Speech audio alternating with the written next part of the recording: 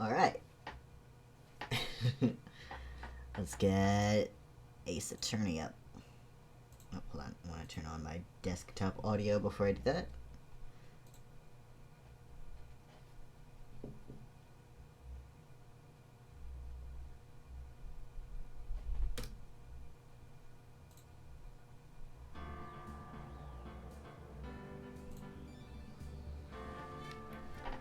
And 1 second. There we go. Let me think. What were we doing last time? We're still on the trial for, what's her name? Emma? Emma's sister. Yeah. And her sister is Lana. February 24th, 9:41 a.m., District Court, Defendant Lobby Number 2. Let's really quickly look at what we got again. We can't think of a whole bunch of new shit. Taking my Angel Star. White enamel, found at the crime scene. We used that. Are these... Recovers fingerprints from handprints for comparison with fingerprint file. Evidence from past case of Edgeworth's brought back to his office by Gant's request. This is the... Yeah. Scene of the stabbing of a detective at the PD. Extremely thin rubber gloves. Alright. Oh, right, there's the third page. Only the assigned detectives... A piece is missing. Found on a bloody handprint left in the evidence room. The print has been wiped.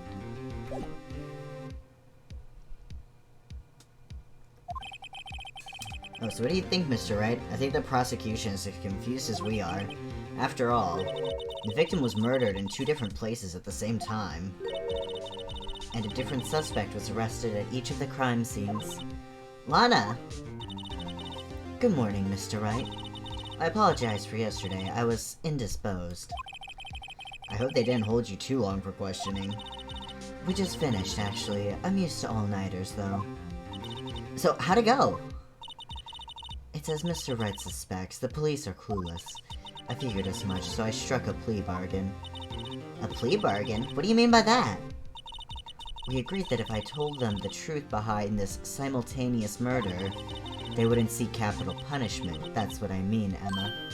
But Lana, don't tell me you... Much to my regret, I'm as much in the dark about this as they are.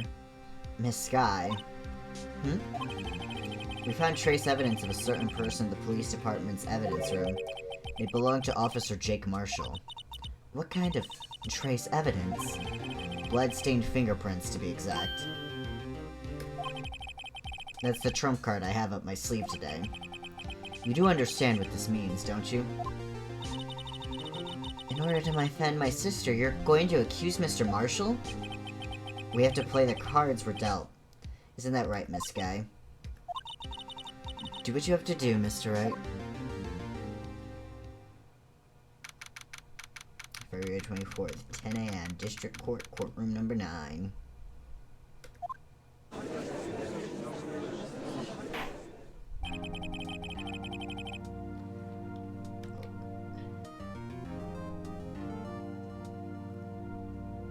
yeah, it's just like those drama show. He's a twin brother who died at the same time. Oh no.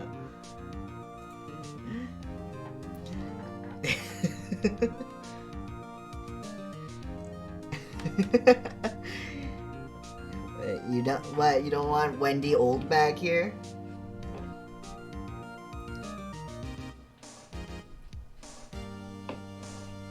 I don't think I would even be able to remember the voice I did for her. Grandma Hater. Also, can I just say, I don't hate her, I hate her voice.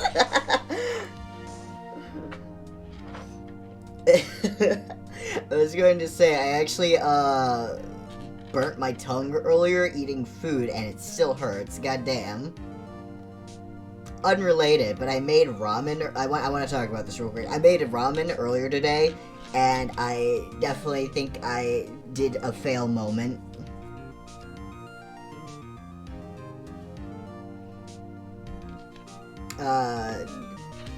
I used a bit too much water, and it was kind of watery. No, it didn't boil over. It's just the pot I was using was really wide, so I put like 2 cups of water in, and it didn't seem like it would be enough to like cover the ramen, so I put in like a bit more, and I think I put in too much.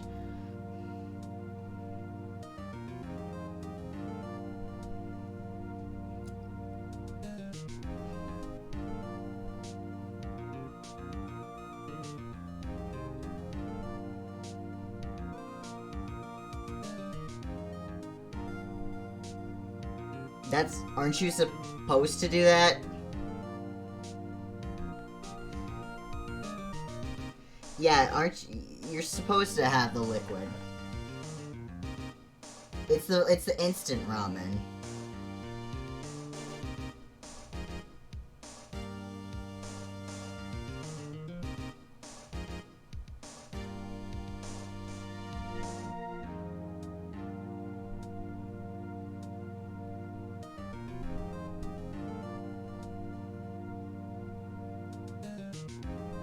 Wait, so are you saying you cook your ramen, and then you strain it, and then you put it back in the pot, and then you put more water in?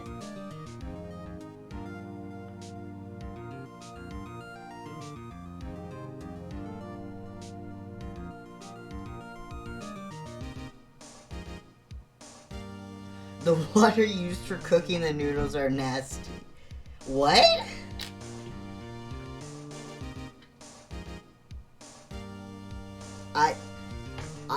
What? Why do you... Why do you?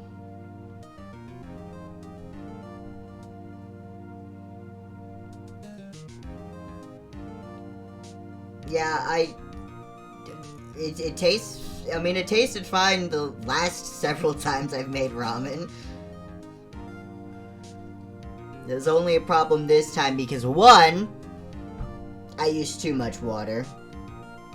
And two, I tried being a bit experimental. It was not a good idea, probably.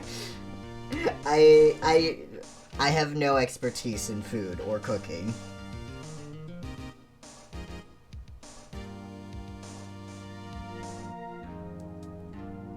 That's what I was I mean, I do that for, like, macaroni, but I've never thought to do it for ramen.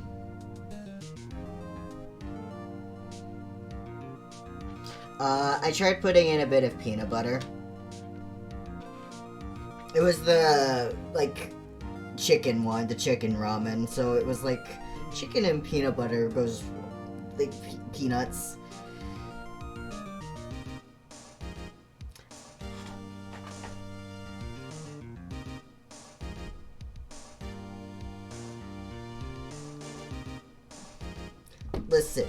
Listen here. Shut up, penis butter.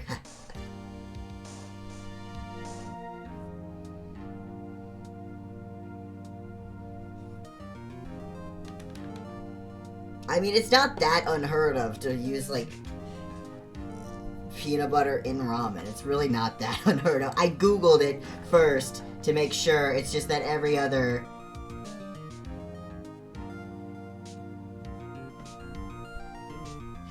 When the white man enters the kitchen, put your hands in prayer. I was experimenting. That is all, okay? It was air. What? Again, I still feel like part of it was probably just the fact that it was too watery, but...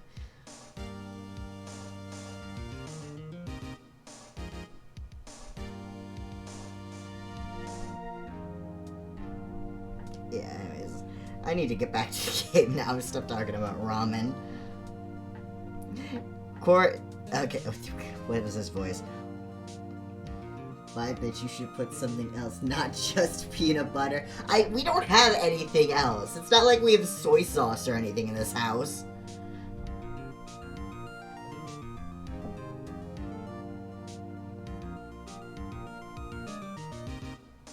We don't even have, like, fucking, I don't know, chili flakes or whatever.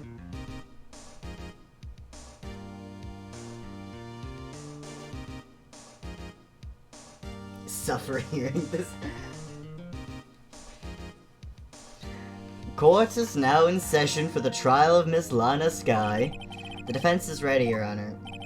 Don't you fucking twitch smiley face at me. The prosecution is...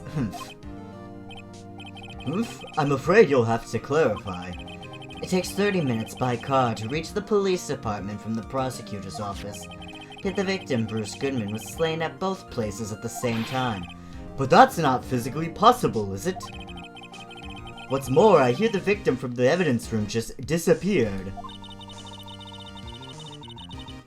Listen, I'm just saying, if you don't try doing stupid shit sometimes with food, what's the point?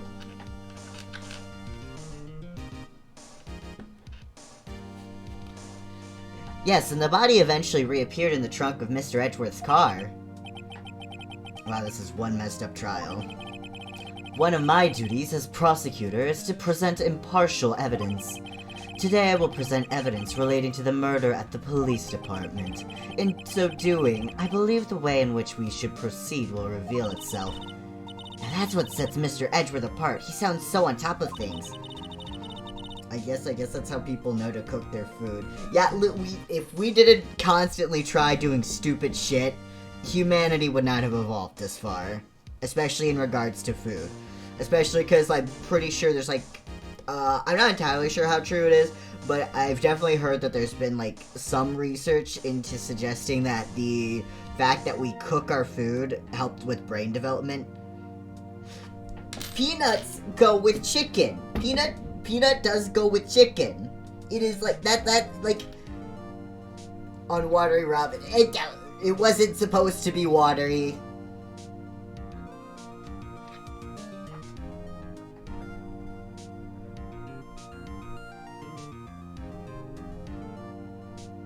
If it's dry ramen.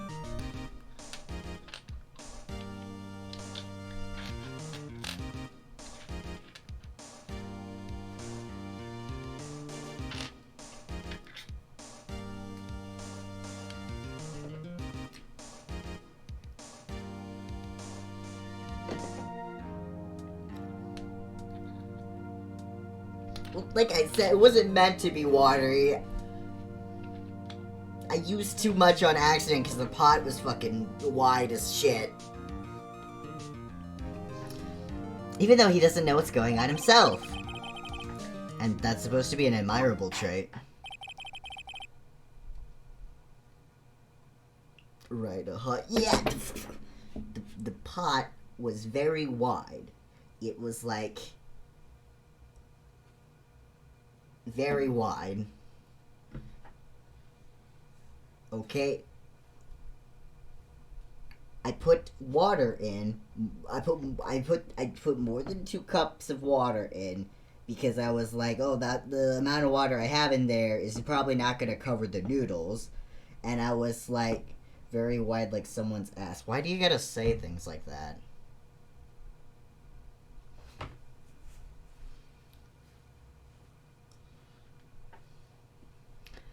Very well, let the trial resume.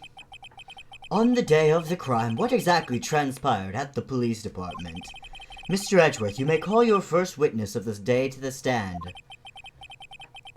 For its first witness, the prosecution calls the suspect of the murder that occurred at the police department. The suspect? You mean... Hold on. Burp.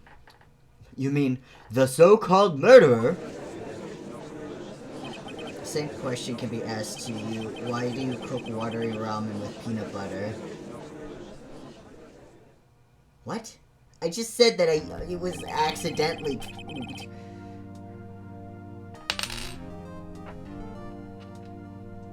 Also, why'd you type ramen like that? Ramen?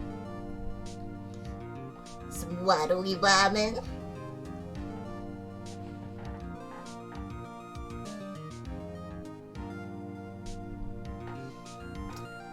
Will the witness please state his name and occupation? That's not the right voice.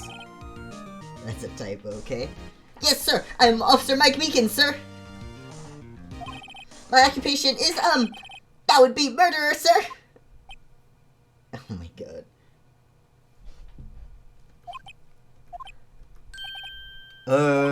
So you're telling us you're a professional killer? Sir, it was me, sir. I'm the one who did it. I'll never kill anyone again. Oh god. Sir, you've got to believe me, sir. Actually... Sir, I'm what you would call... call part of the younger generation, sir. Oh god. A person whose actions adults can't possibly comprehend. Please, Mr. Edgeworth, sir, help me, sir. Officer Meekins. Yes, sir! Give us your report of the crime. Consider that in order. Yes, sir, as you wish. After all, I am part of a generation that must be told what to do, sir. You can't fault him for a lack of enthusiasm. Crime report, sir. Although it's not my normal duty, I was assigned to guard the evidence room that day. I spotted a suspicious man on the security room and rushed into the room. I was only doing what I was trained to do, sir. I was suddenly attacked. I fought for my life. Then I did it. After that, I passed out until another officer smacked me awake. God, this guy.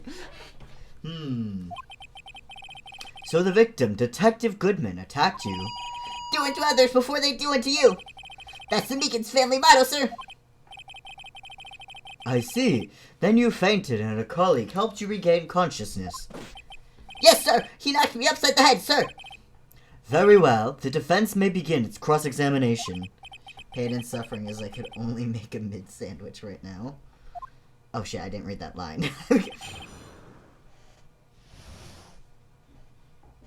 I'm checking on stream what it said. What I need here is more info to work with. Yeah, okay.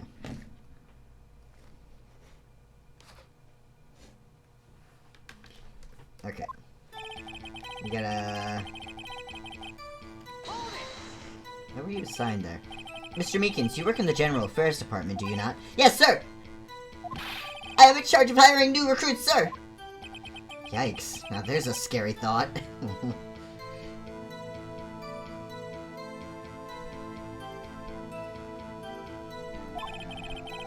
Evidence transferal was taking place on the day of the crime, which meant many officers were given special tasks not ordinarily performed. I was in charge of guarding the Blue Badger, sir. The Blue Badger?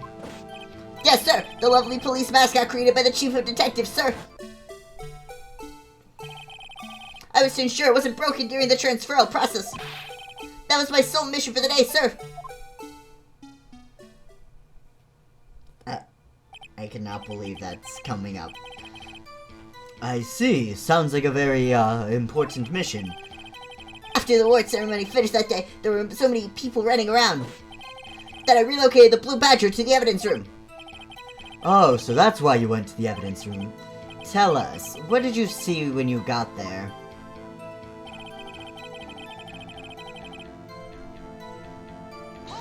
Hold on, why is it named Badger? Isn't that like an animal? Yeah, it's like a police badge.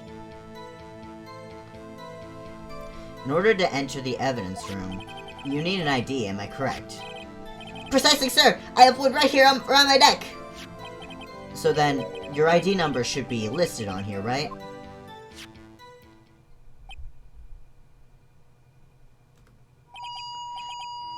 Oh god.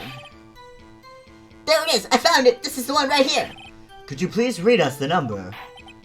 Yes, sir! It's 4989596! That's my number, sir! I see, huh? But the number 4989596 is shown as being used twice. The Blue Badger looks like Dengakumon. Is that a Bobobo? I assume that's Bobobo.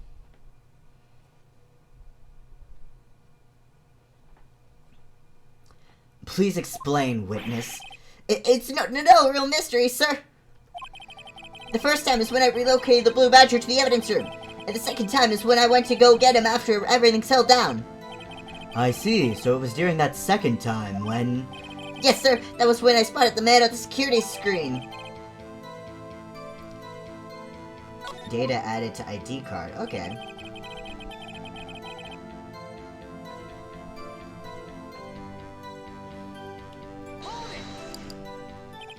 So you were attacked. Can you please tell us exactly what happened to you?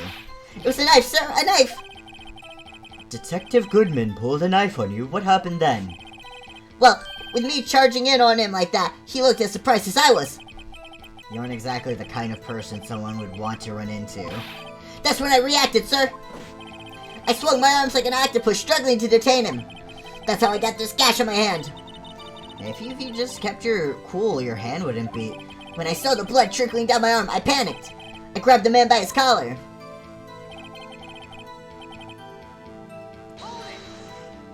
I don't remember the ID card shit from when I first played this. Nick is such a shithead to be aged. Yeah. What exactly do you mean when you say you did it? I know I don't really look the type, but I'm really into kung fu films, sir. The man let his guard down for just an instant, so I snatched his knife from him. You took his knife? I spun him around and performed a disarming maneuver. I made sure to close my eyes like a man. I see. He must have been desperate. The next thing I knew, his white coat was drenched in a sea of my blood, and then the next thing I knew... Yes? He punched me right in my face, sir! So, you didn't murder him? About what time did you regain consciousness? No offense, sir, but how am I supposed to know that? I was unconscious! Oh, right. According to the report from the officer that woke up the witness, it was about 5:30. He hit me right in the head, too! I woke up crying, tears of pain! That's nice, I mean, it's nice that you recovered, that is. I guess he believed he did. Yeah, he definitely seemed to believe he did. He straight up, like, walked in here and was like, it was me, sorry, I did a whoopsie. When I came around, though, I made sure to finish my mission, sir. Your mission? Yes, sir, the Blue Badger, sir. I returned him to the entrance before things got out of hand. Well, we can all rest easy now. I believe we now have a fairly accurate picture of what happened. Yes, Your Honor, only one thing remains unclear. Was the man this officer murdered really the victim? He's got a point. Yes, Officer Meekins. That's not his voice. I murdered him. With regard to that, sir, take a look at this. It was sent to my jail cell. Chief Gant delivered it to me this morning, sir. The chief delivered it? What is it? A videotape? Oh boy, I remember when people used those. Yo, VHS. Yes, sir. That's absolutely right, sir. A videotape, sir. Oh god. It contains footage from the security camera in the evidence room. What? But I specifically asked if there was such a tape, and was told it had been mistakenly erased. That's quite a mistake. I just do what I'm told, sir. It's the only thing I'm really good at. Looks like communication with the police department is as good as ever. Well then, let's have a look. Show us the video of you murdering the victim. Can I just say, slightly different tangent, this one will be pretty quick, and it will not involve food. Like, after I finished playing, No Straight Roads yesterday, I literally had the fucking DK West song stuck in my head on loop, but it was specifically only the part where they're saying DK West, he's our man, he's the best. We will still ridicule you, though. You're gonna ridicule me for having a good song in my head? Oh, please stop using that word murder, sir. It scares me. And it's, like, kind of still stuck in my head a bit. A video of a real murder? Just what are we getting ourselves into?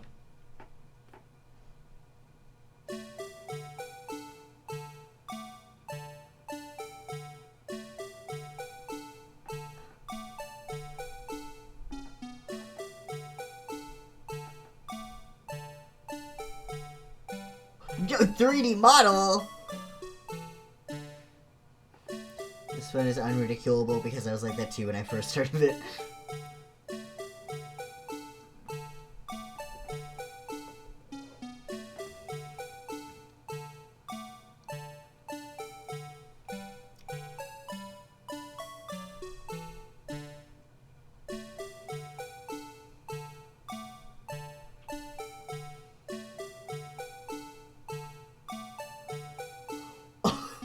That looked more like Meekins getting murdered.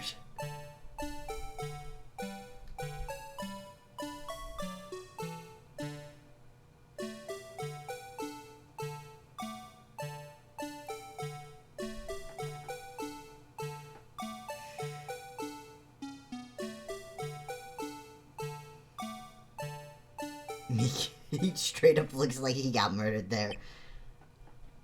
Like, I feel like this practically, like, it's not very good because, like, obviously I don't think this would work as, like, evidence in a, like, I mean, it is going to be used as evidence in a trial, but, you know, like, I don't think this is gonna be like, oh, this immediately proves that he's, like, innocent, but, like, personally, it straight up just looks like it proved him innocent. Yeah, like, in a real trial, this wouldn't be, like, the best evidence for proving, like, that the suspect was, like, innocent, because there's that period of time where we can't really see anything. But just from what we do see, it's very clear he's innocent.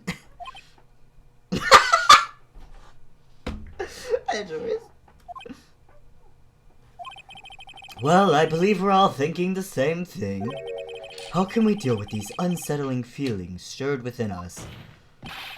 What the hell was that wriggling piece of plywood?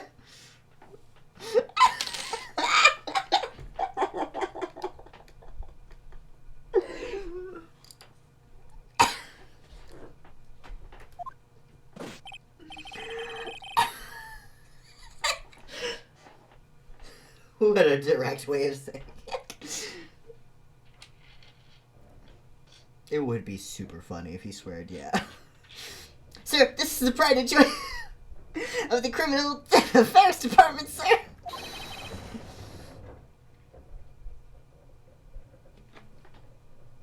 I hope you didn't hear that. It was really loud on my end. It's the Blue Badger, sir. Why am I not surprised this isn't going smoothly? Security video added to the court record. This game is already rated T Edgeworth, it's okay.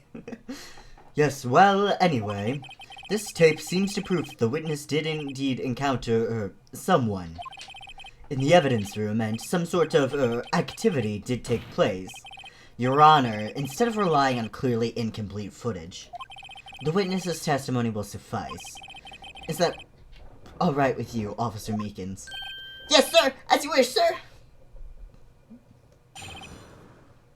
Mystery Man. His face can't be seen clearly in the video, but there's no question that the other person was Detective Goodman, sir.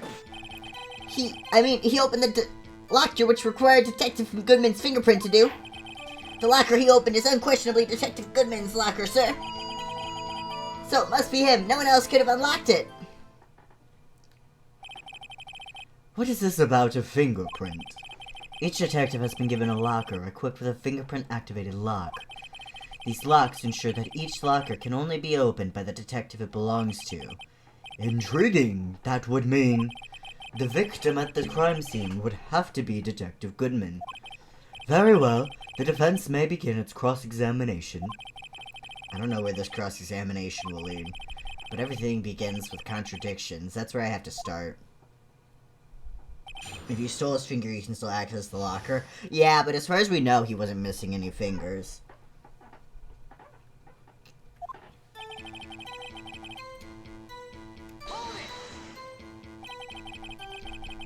Tell me, were you able to get a good look at him? At the face of the man who attacked you with a knife? Sir, if you must label people as having seen or not seen the man's face, I believe I would be classified as the latter. The latter? But you were standing right in front of him, were you not? More to the point, you are the person who fought him, aren't you? Oh, yes, sir, but I didn't get a clear look at him, his face, sir. I'm not the kind of guy who looks directly at people when talking with them, you see? Yeah, that's a good trait for a police officer. What about his toes? I don't think toe prints are the same as fingerprints.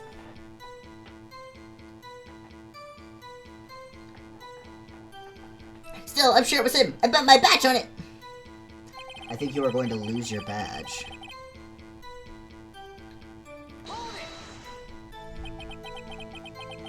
But you don't know that for sure, do you? You never actually saw Detective Goodman's face. Well, I suppose you might say that. That is, if you must... Okay. Since his face can't be identified in the video, only you can verify it. Why is everyone looking at me? If I had to label your stares as disturbing, or... Meekins! Having been shown a questionable video at best, we are not in the best of moods. Now please, be more certain when you testify. Yes, sir! You claim the man who brandished a knife on you was Bruce Goodman. Tell us why you are positive it was him. He fucking choked himself? Yeah, he really bungled himself up there.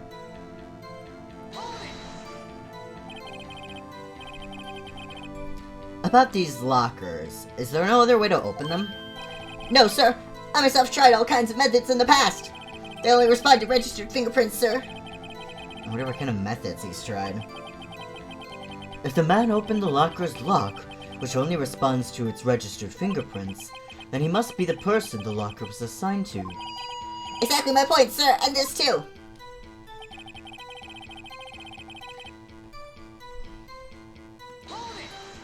Feet prints? I don't think so.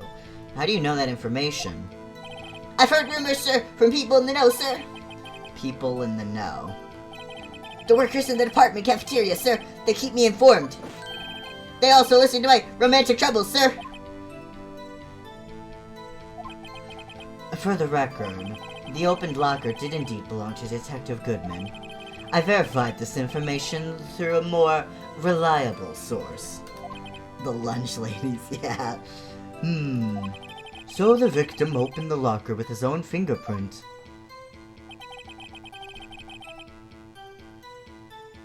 Let's see, what evidence do I have?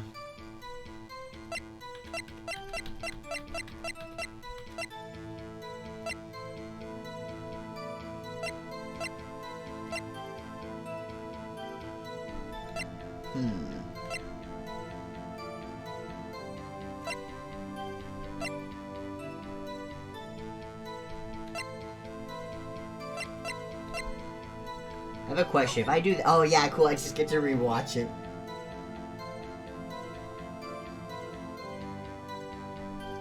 How do lunch ladies know about the locker? Lunch ladies know everything.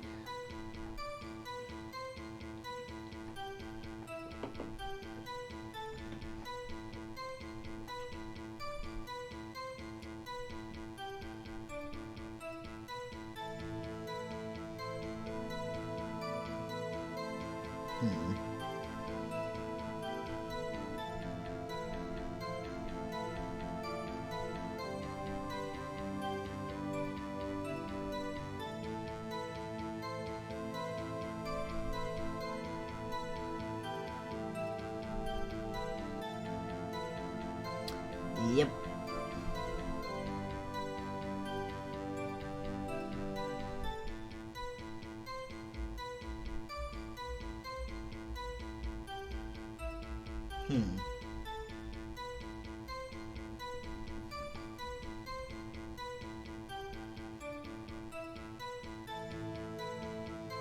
Oh! Oh! At the end there! Did you see that? Hold on, it's replaying, and it'll be at the very end. But if you look at the... I don't know if you can see my mouse. But if you look, there's like nothing underneath that locker. But then near the end, there's something sticking out of it.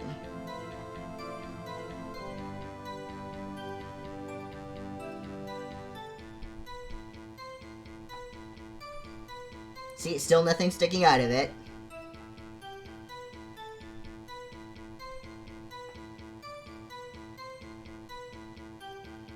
start fighting.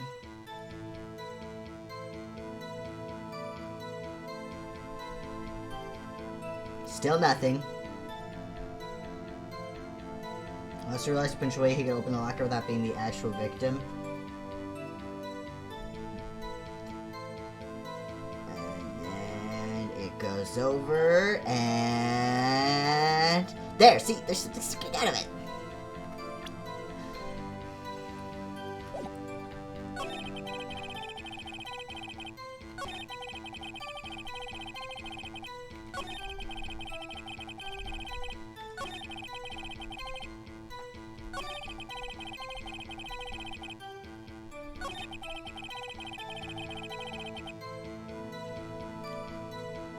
I don't know if it's what really happened because I don't remember shit. Let's see.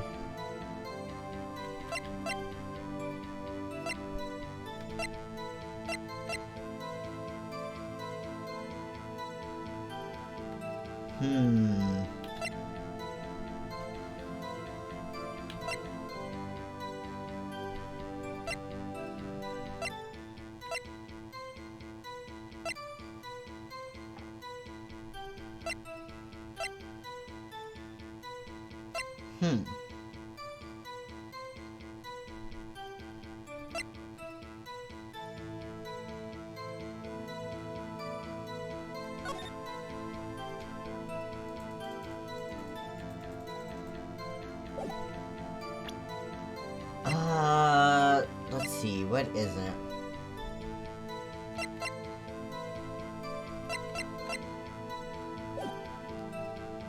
Maybe that the locker has some that has out as Goodman's. No, I think the one that has something sticking out of it. My guess is that might be Marshall's. Because I did confirm that the one that is open is Goodman's. Like, that one's confirmed to be Goodman's. So I think the one that has something sticking out of it might be Marshall's.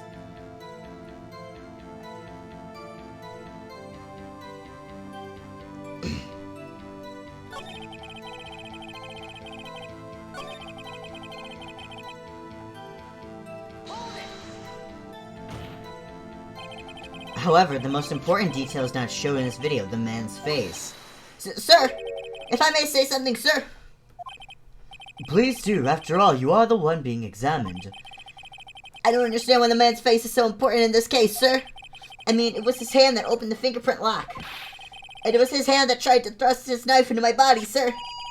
My unsettled state can testify enough to this, sir. Yes, you have a point. The footage doesn't lie. That is, unless the defense can find a problem with it. Mr. Wright, let's check the court record again. Is there a problem with the security video? Yes. Regarding the video contained on this tape, there is one thing in particular that seems rather strange. Yes. Strange? This contradiction leads to the possibility that the man may not have been Detective Goodman. What? This video contains such a contradiction? Interesting. Your Honor, I have a proposal. Yes, Mr. Edgeworth? I propose we have the defense point to us this alleged contradiction in the video. He would want me to point it out. Very well, proposal accepted. Let us further inspect this piece of evidence. I will now play the security tape. Mr. Wright, please show us the contradiction you speak of. I have to point out a problem in the video. This is the first time I've ever had to do that. You can do it, Mr. Wright. It's set up so you can fast forward, rewind, or pause the video. Just take a good look and be sure to point out the right thing. Please don't play it too many times. I can't stand watching this video. How did this guy ever become a police officer? Now then, Mr. Wright, please enlighten us. Where's the contradiction that indicates the man may not be Detective Goodman?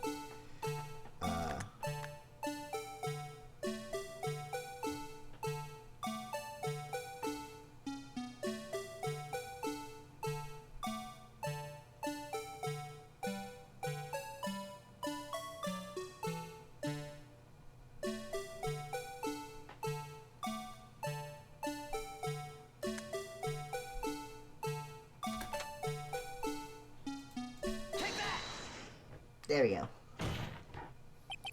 The thing that's strange about this video has got to be this! Yes, that is strange. Something certainly seems unnatural about that. What could it mean? Sorry to interrupt, Mr. Wright, but you seem to have forgotten the point of this exercise. The point? What you are looking for is one thing and one thing only. Something that indicates the man may not be Detective Goodman. Oh, yeah. Whew, I almost walked right into the defense's trap. But I do... what? I'll place him under arrest, sir!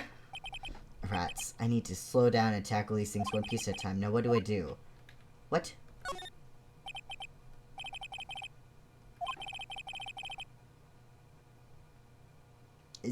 Just remember one thing, Mr. Wright. Every time you point your finger, someone gets hurt. Says the one pointing his finger at us. I'll now play the security tape. Mr. Wright, please show us the contradiction you speak of. To point out a problem in the video, this is the first time I've ever had to do that.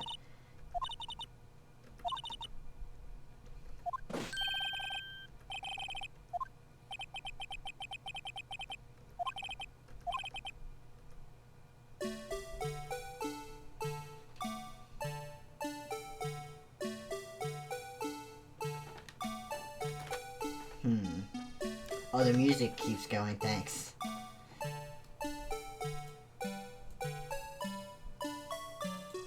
Hold on, it's already activated.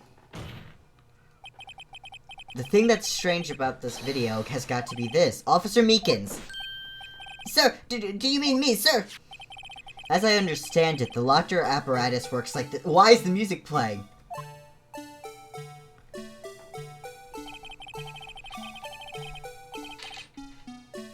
When you grab the handle, a sensor reads your fingerprint if it's a match. The light turns on, and the lock is released. According to my very limited experience, that's the way I understand it, sir. If so, then something is seriously wrong with this picture. The music is making me insane. Yeah, me too.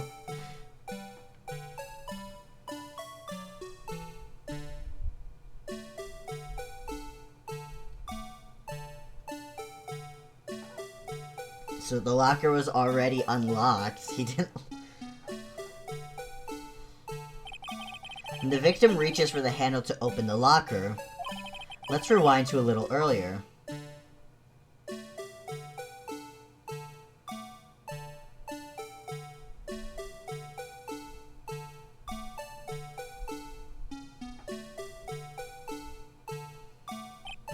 Here, notice the light? What's this? It's already lit! This detective forgot to lock it. What the fuck happened? Yeah, for real. Precisely my point, Your Honor. The locker was already open before the victim grabbed the handle.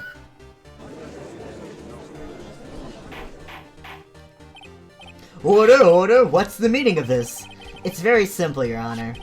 The locker wasn't locked on the day of the crime. But the locker locks are controlled by an electronic system. When a door is shut, a sensor is triggered, and the locker is automatically locked.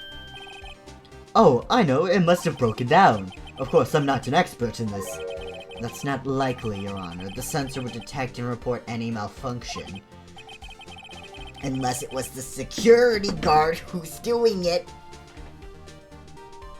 Also, this is an ass security camera. Why don't they get 2 security cameras? Yeah! Oh, well, it just goes to show novices should keep their mouths shut.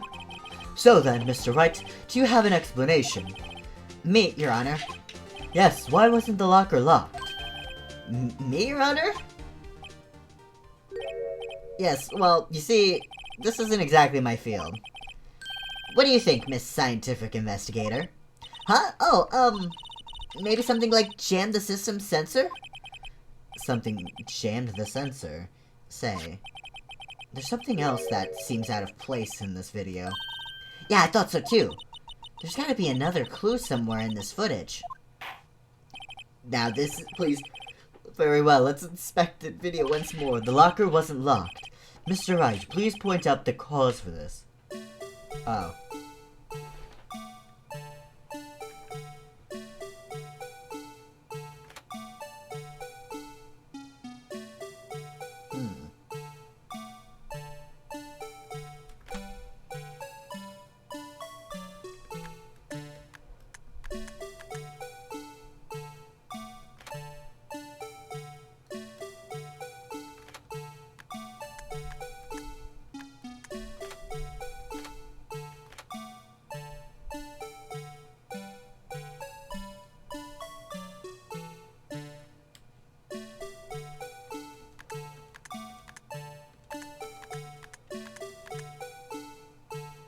see if the funny man gets it. Oh boy.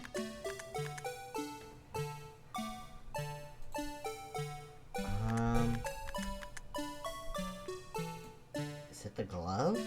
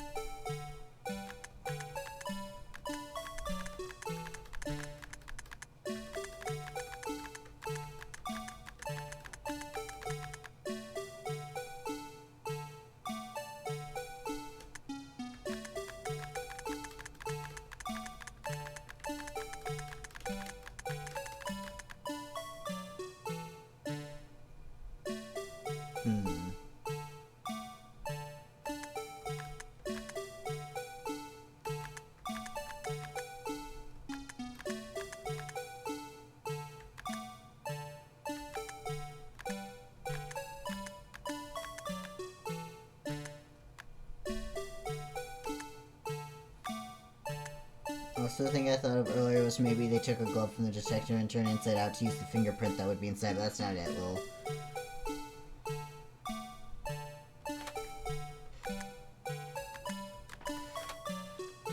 Oopsies.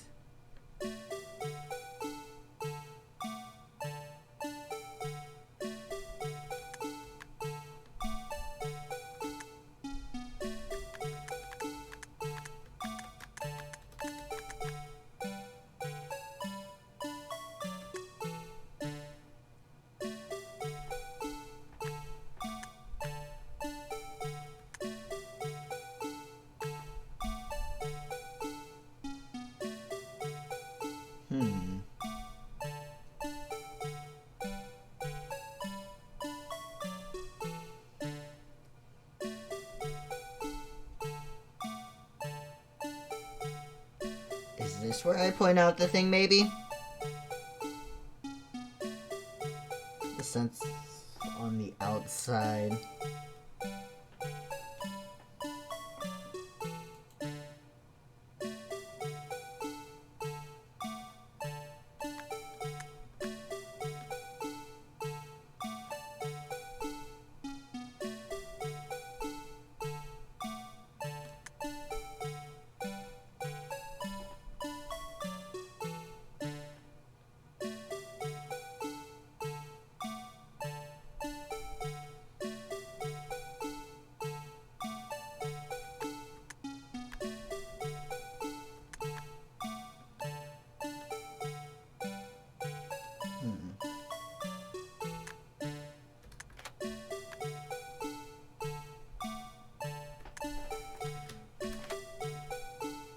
I'm just gonna do this real...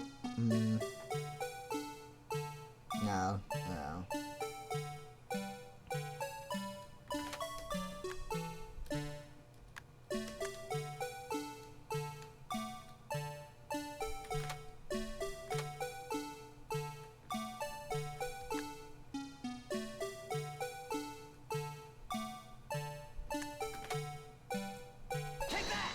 Is that the glove?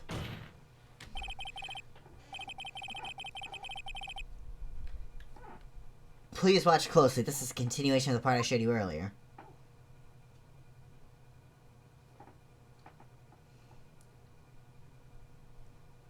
Oh, now there's no music. Thanks. That music makes me insane.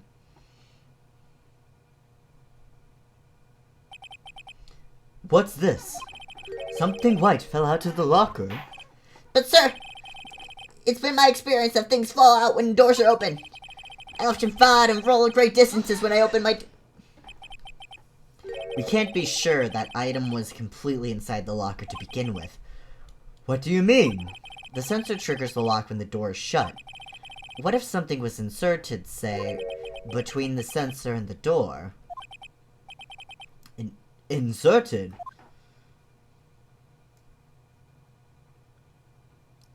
More Phoenix, yeah, more Phoenix. Howdy. Okay. This white thing wasn't inside the locker. It was stuck between the door and the sensor. Oh, I understand now, sir. It's just like my tie.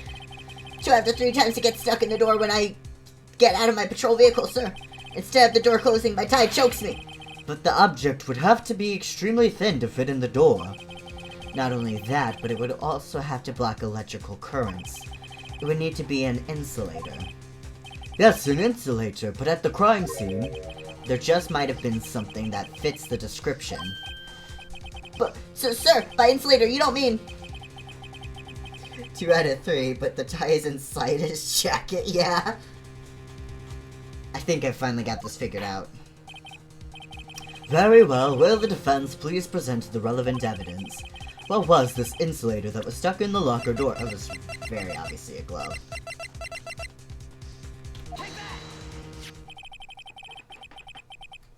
I found this near the locker, a thin rubber glove. But we can't be sure that was in the victim's locker. It has a tag that says SL9 incident. The video seems to depict the victim opening the locker. But that isn't the case. The lit lamp attests to this. On the day of the crime, even I could have opened that locker. Is this not so, Officer Meekins? Sir! It would appear so, sir! Yeah, well, Edgeworth's great. Order, order, order! So, are we to believe then that the victim, whom this witness stabbed in the evidence room, was not Detective Goodman? Do not be misled, Your Honor. What do you mean, Mr. Edgeworth? The defense has merely demonstrated that possibility and nothing more. The victim in this video was indeed Bruce Goodman. The prosecution will offer one more testimony to prove this. What? Officer Meekins, please testify about this. Sir, me, sir? I'm not sure what you're referring to, sir. Oh, you mean that, sir? Of course, sir. Is this a joke? Very well, begin your testimony. Mystery Man 2. There's one other thing that proves the man was Detective Goodman, sir. To enter the evidence room, one must use their ID card. When an ID card is used, there's a record of it. At the time of the crime, the detective had used his card. I mean, you could just steal someone's card. An ID card record, I see. I have the ID card record right here, Your Honor. The ID used at 514 is that of the victim. Just before the crime, Yes, without a doubt, this is the victim's ID. However, one thing does strike me as unusual. Several hundred cases should have been due for the transferal. Why were there so few people using this room? This particular evidence room is only used for storing certain special cases. Special cases? Steal, yeah. Especially because we found his, wallet on, when we started this trial, didn't we find his, wallet and his ID on, the other side of the, parking lot? If he had his ID, it would have been near the car, wouldn't you think?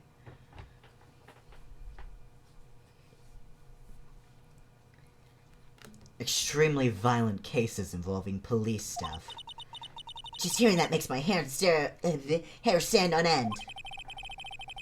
Me too, although it doesn't make much of a difference. There were only a few cases up for transferal there, and most were cleared up by noon. Right, I see. Now let us move on to the cross-examination. Mystery Man 2.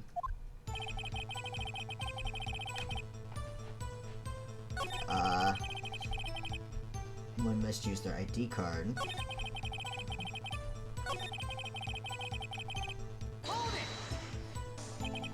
Earlier, I believe you testified that when you asked the man to show his ID card, he pulled a knife on you. Yes, sir. He didn't show me any ID card, sir. Don't you think that's odd? I mean, if he had his ID card, all he had to do was show it to you. There wouldn't be any reason to draw a knife. Maybe he just panicked. Everything stems from contradictions. Let's point them out. Mr. Wright, what do you think? I'm confused. What? The problem with this ID card testimony is far too obvious. It's not like Edgeworth to miss something like this. You're thinking too hard about it. Come on, let's show them what we've got. What? He's like, it's so easy. It's the contradiction's so obvious, and then it's like, oh! Wait. No.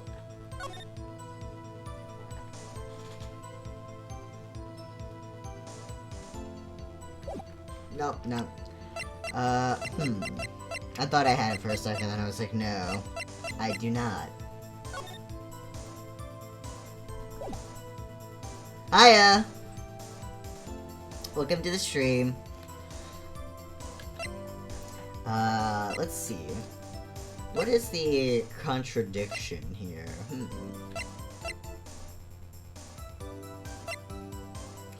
Death due to the loss of blood when knife wound, died within an hour and a half of 4 p.m.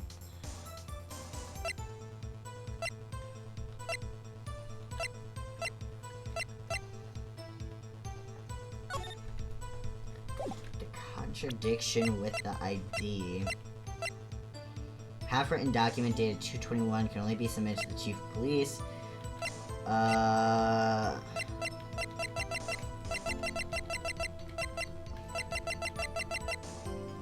Found at the is it this, maybe? Because it does... Wait, isn't the time of murder... The time of the murder is the same as the log-in time? Is it? 5:12.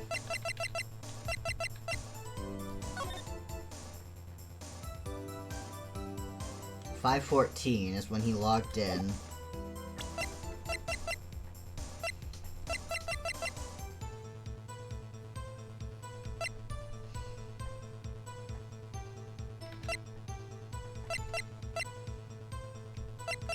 Yeah, hold on.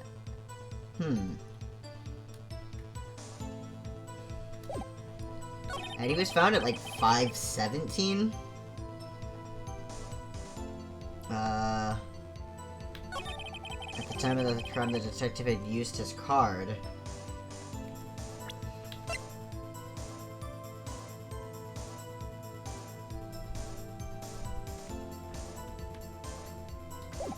I'm going to do a little save.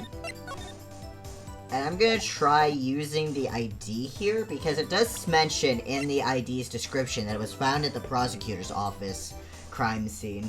Wait, so if it was at that crime scene, it probably wasn't used. I mean, it would have had to have been used.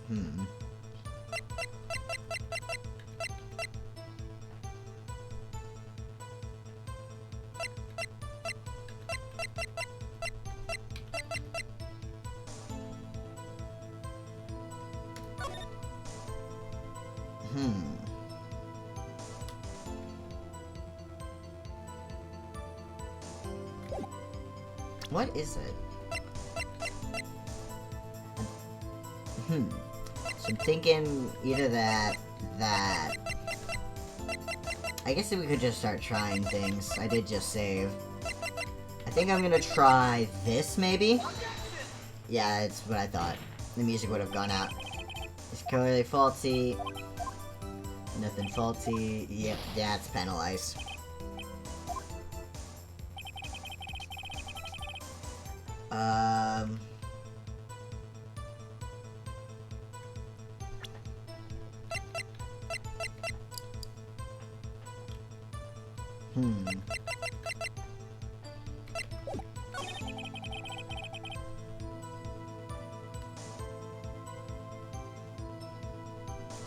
I'll just do some more pressing.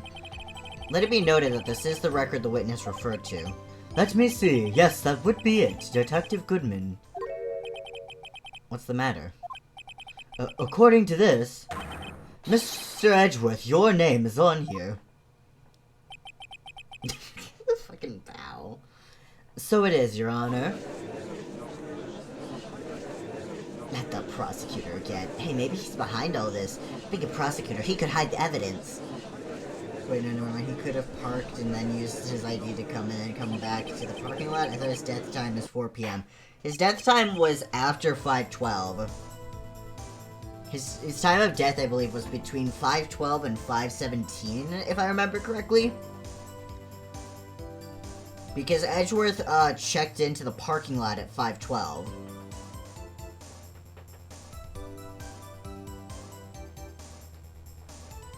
It would seem the inquiry committee will want to speak with you again today.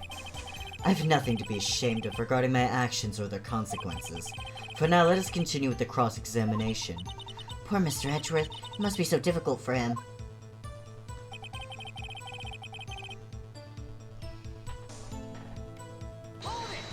Oh, fuck. I didn't mean to do that. I believe you test... Yeah. I didn't mean to do that.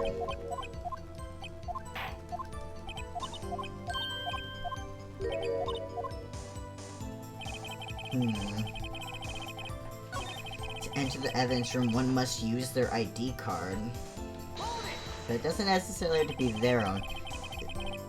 Is that card hanging from your neck one of these ID cards? Yes, sir! This card right next to my cuff, sir! I keep it here so I won't ever forget it. But what if someone were to steal it from you, keeping it out in the open like that? Maybe I shouldn't wear it around my neck. Remember when I said 2 out of 3 times I get stuck when I get out of my car? Well, the remaining time it's my ID card that gets stuck. Instead of the door closing, my ID card chokes me. Maybe I should just leave this one alone. At any rate, each police officer has only one ID card. Both the police department and the prosecutor's office can attest to this.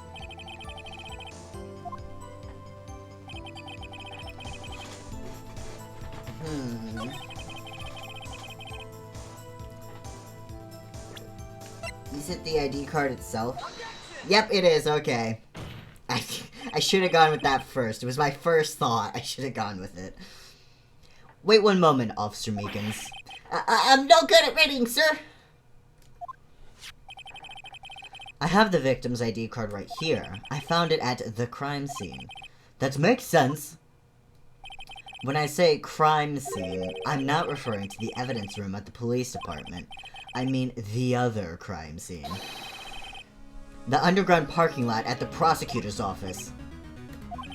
Your Honor, I have one more piece of evidence to present. It's a very important clue regarding the victim's ID card. Lost item report, it's only half completed. But it shows that Detective Goodman had lost something on the day of the crime. Something important enough to fill out this report. Let me guess, you believe this something to be his ID card, right? I can't say for sure, but there is a high probability. On the day of the crime, Detective Goodman was not carrying his card. Order! So, now, what does this all mean? It can only mean one thing. It doesn't even require much thought. The man Officer Meekins encountered in the evidence room was not Detective Goodman, but rather the man who stole his ID card. Order! Does the prosecution have a response? I have only one thing to say to the defense. Bravo, Mr. Wright. Bravo? Allow me to summarize the defense's argument. At 5:15 p.m. on the day of the crime, the man in the evidence room Officer Meekins encountered was not Detective Goodman. There are 2 grounds to support this. First, the locker in the evidence room was already unlocked. Second, the victim lost his ID card. Am I correct so far, Mr. Wright? Yes, what's he up to? That being the case, we must inevitably arrive at a single conclusion. If the victim in this video is a fake, then the murder in the evidence room is also fake. In other words, the security camera does not show the instant of the murder. That is... Well, I guess that's right. Is something wrong, Mr. Wright?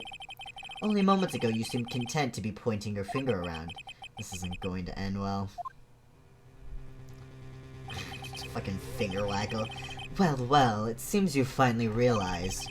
Exactly what you've gone to such lengths to prove. Explain yourself, Mr. Edgeworth.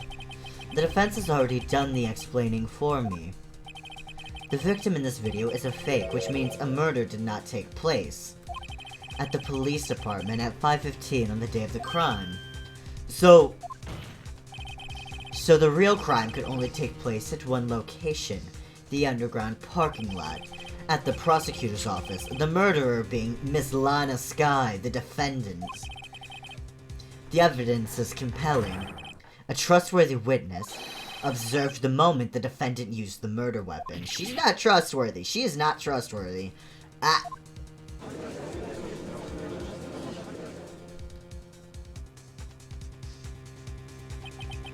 knew that testimony was way too shabby. It was all a trap from the beginning. The activity in the evidence room still leaves many questions unanswered. Who exactly was the victim Officer Meekins encountered? And where did this person disappear to? However, this trial's purpose is to examine only the murder of Detective Goodman. Just so, Your Honor. Mr. Wright, you have to do something or else Lana... I don't think Angel is trustworthy, though. She is. Of course you would think that.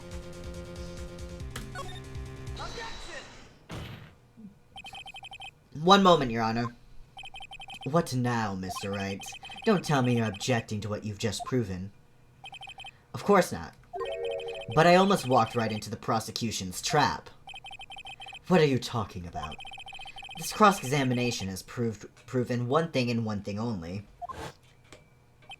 The security video did not show the actual murder.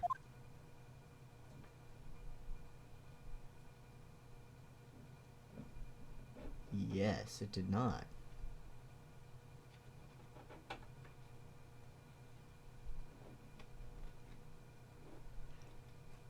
Is it the rag? The rag?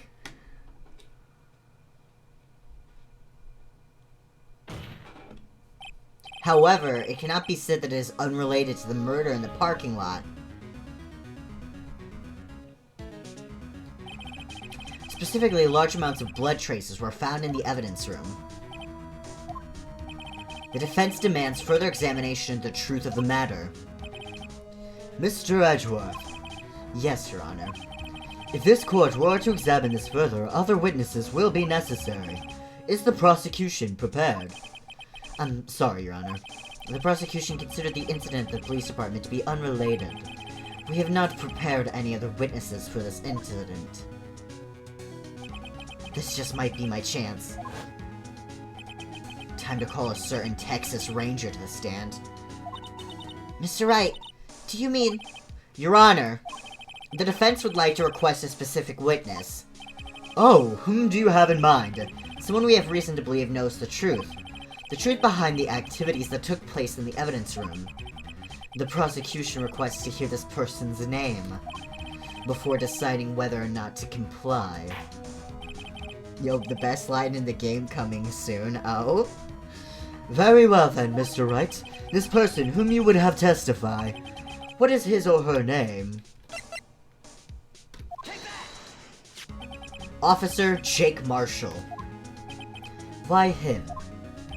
I can't let Edgeworth know everything just yet. He's in charge of the evidence room. I feel we should hear what he has to say. The prosecution agrees to the defense's request. Since he was responsible for guarding the room, we should hear his testimony. Fortunately, he works in the police department. We shouldn't need longer than 20 minutes to prepare. Very well. The court will take a 30-minute recess while the witness is subpoenaed. Will the prosecution please prepare the witness during this time? We will, Your Honor. Court is now in recess.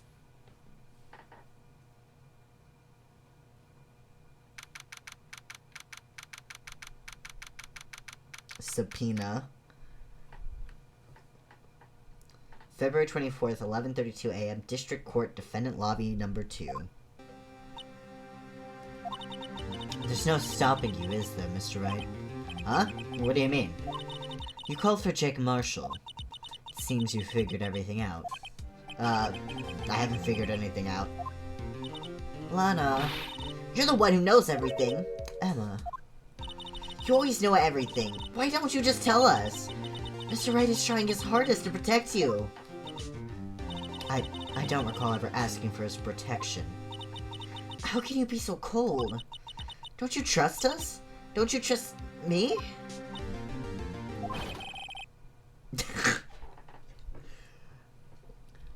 Hope I'm not interrupting anything, pals. His voice. Oh, guess I am. I'll come back later. Wait, Detective Gumshoe, what is it? You've got a lot of nerve, pal, making a detective run around while on duty. And to top it all off, you call me here. I've seen happier people at funerals. Sorry, Detective. You better be, pal. Hey! I didn't see you there, Chief Prosecutor Sky. That's okay. So, have you brought what I asked? Oh. Oh. You mean this, right? My apologies, Detective. Due to my present circumstances, I was forced to use Mr. Wright's name when making my request. My name?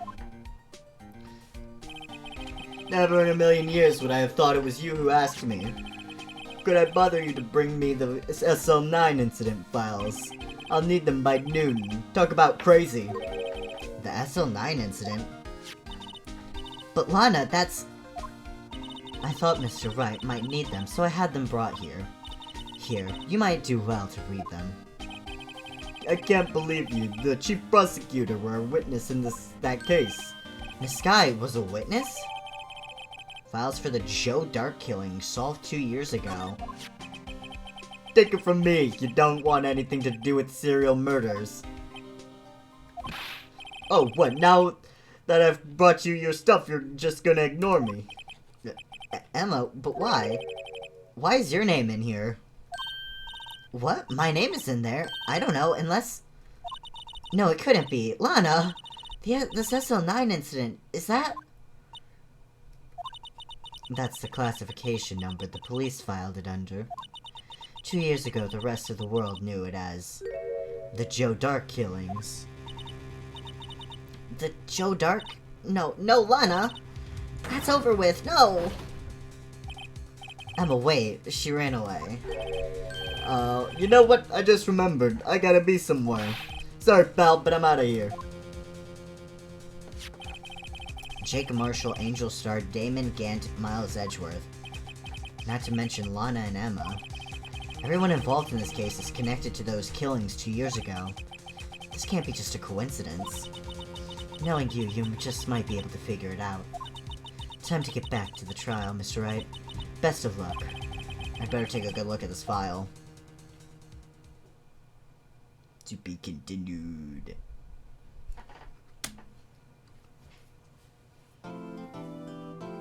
Save your progress up to this point.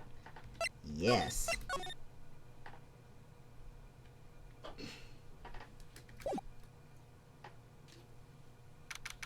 I finished my drink. Oh. February 24th, 12:14 p.m., District Court, Courtroom number 9.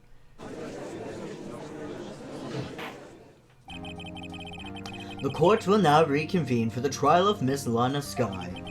Emma didn't come back. Can I actually, like, look at those now?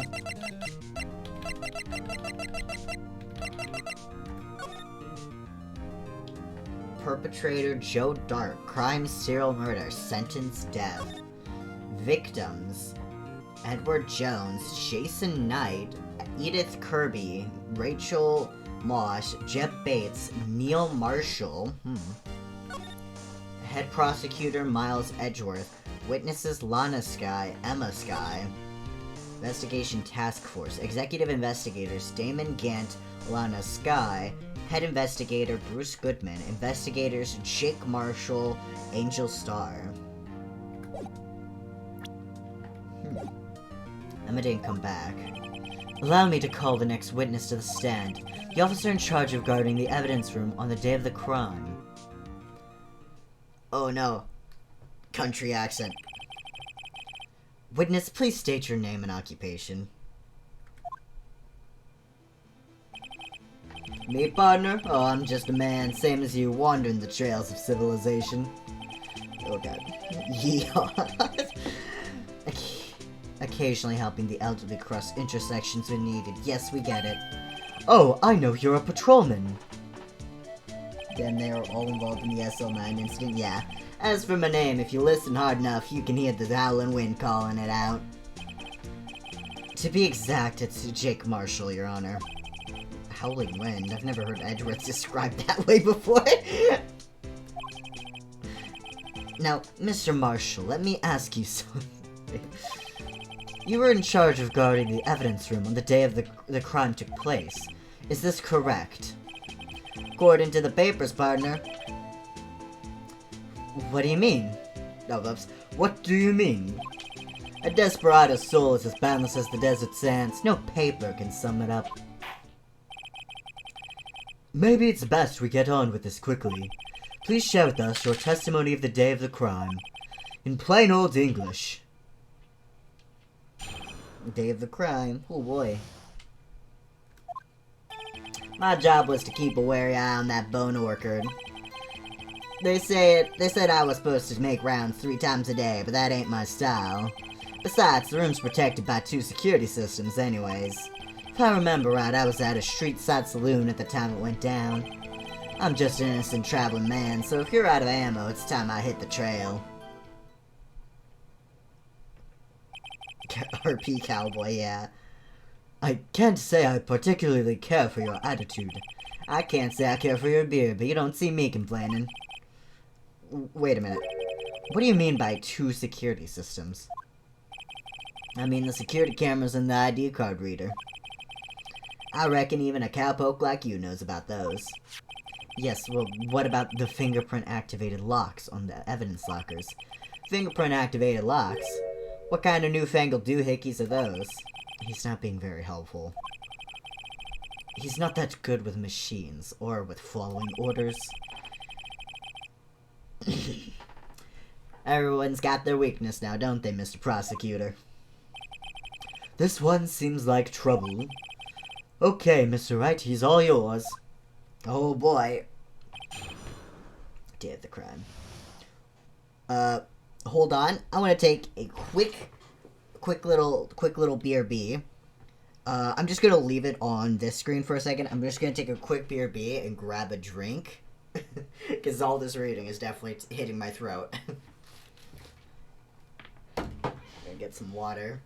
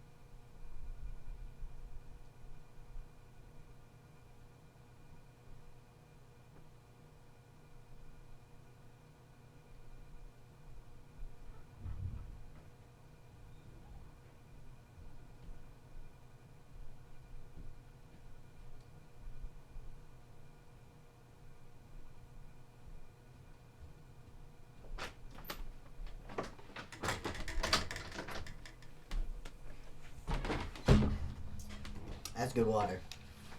Mac. I need to make some proper fucking BRB screens. I say I need to make proper, like, assets for stuff for this channel in general. I'm still using the fucking stream starting soon screen that I made within, like, an hour.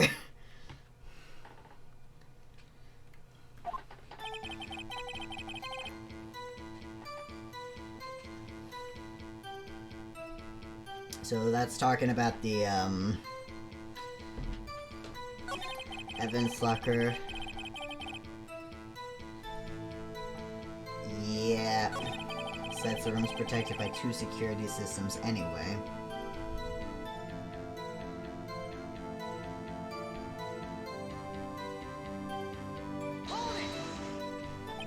You used to be a detective, so you've used the evidence room in the past, correct? Of course, back in the day, my locker was a gold mine of evidence. Who the fuck hired this man for security? He's ass at it. Well, he was originally just a regular detective, and then they made him a security guard. And yet you didn't know about the fingerprint locking mechanism. Sorry, partner, I ain't good with machines. I couldn't even tell you how a bike works. That's quite incredible. Sensors on the locker handles cannot be seen. It's well known that some detectives are unaware of their presence.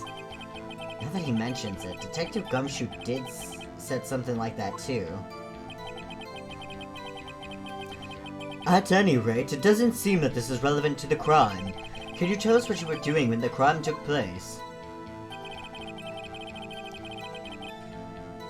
Street side saloon. Are bikes machines though? Yeah, they're machines. Bikes are a type of machine.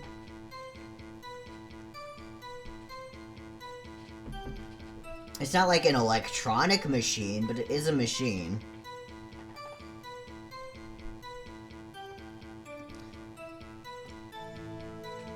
Like, I mean, it's got like mechanisms and stuff.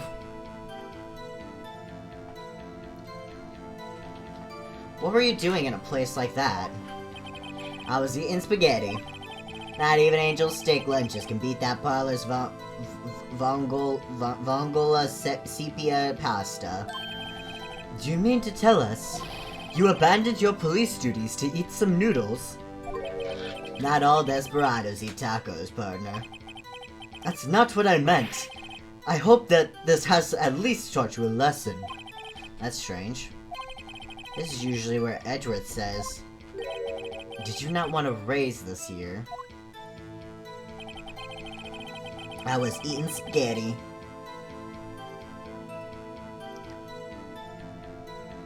I'm just an innocent traveling man, so if you're out of ammo, just hit the trail. Out of ammo, Officer Marshall. That's right, partner. Or as you'd call it, evidence. If you plan to pin me to this crime, then you'd better draw. Otherwise, you're just wasting my time. My steel horse is waiting to carry me back west into the sunset. One thing seems clear. Despite being responsible for guarding the evidence room, the witness doesn't appear to have seen anything. Dexons don't take orders from anyone, everyone knows that. Apparently your superiors don't. Okay, I have a trump card up my sleeve, so I'd best keep my cool. Before I use it, though, I'd better up the ante.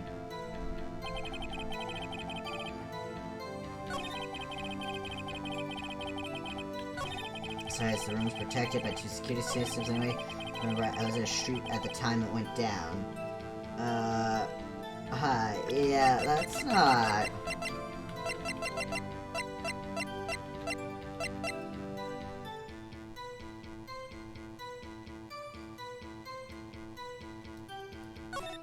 This is Drake's, right? Yeah, I think this is his. 'Cause there was 2 handprints. Officer Marshall, doesn't it strike you as odd that it's you being called in to testify like this? After all, you weren't in the security room at the time of the crime. And yet you dragged me down here. Explain yourself, partner. It's quite simple. You left a very large trail behind at the scene. Or to be exact, a handprint. Listen real good, partner. Like I said, I'm the caretaker of that crypt. I pay my respects, that is, make my rounds about once a month. It's only natural my fingerprints would be in there.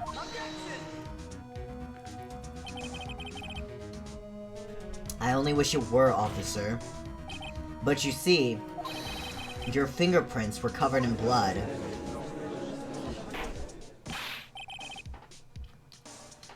Witness, what's the meaning of this? Your blood-stained fingerprints were at the crime scene. The blood was wiped away, however, a luminol test clearly revealed this. Well, Officer Marshall? How much hair do you have to cut off?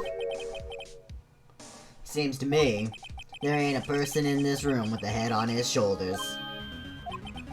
I take it you have an explanation then, Officer Marshall. About the blood-stained fingerprints. Very well, you may begin your testimony about your fingerprints. Found at the scene of the crime. His beard grows every second. It grows back every 5 seconds. I see. Like I said, it's only natural for my fingerprints to be in the evidence room. One of them just happened to be at the same place as the blood-stained handprint. The murderer touched the locker where my fingerprint was by chance. The bloodstain and the fingerprint are completely unrelated. But didn't you know the murderer was wearing gloves? See, I had nothing to do with it.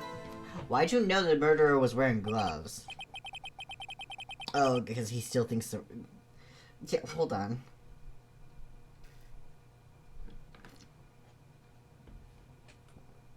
Is he talking about Lana? Because Lana wouldn't be in the fucking evidence locker at all, so...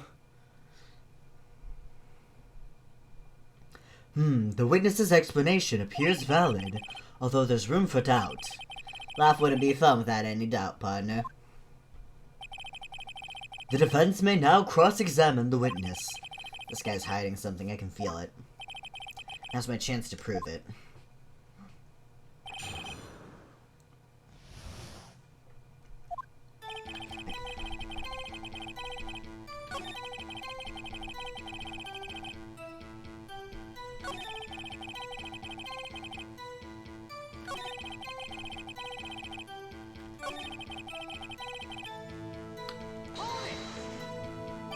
How do you know that? I may be alone, but I still do my job. I keep up on the reports. There was a blood stain at the scene, thought to be left by the murderer. That's right. It was found on Detective Gumshoe's locker. However, no fingerprints were detected on that handprint. Oh yeah, I think we tried that too. So that would mean... Alright, I forgot. It's been a while, I forgot. The murderer, wearing gloves, happened to place their hand on top of Officer Marshall's fingerprint. That's the only logical conclusion. I can't let him squirm out of this one. I've gotta find something decisive to tie Officer Marshall to this crime.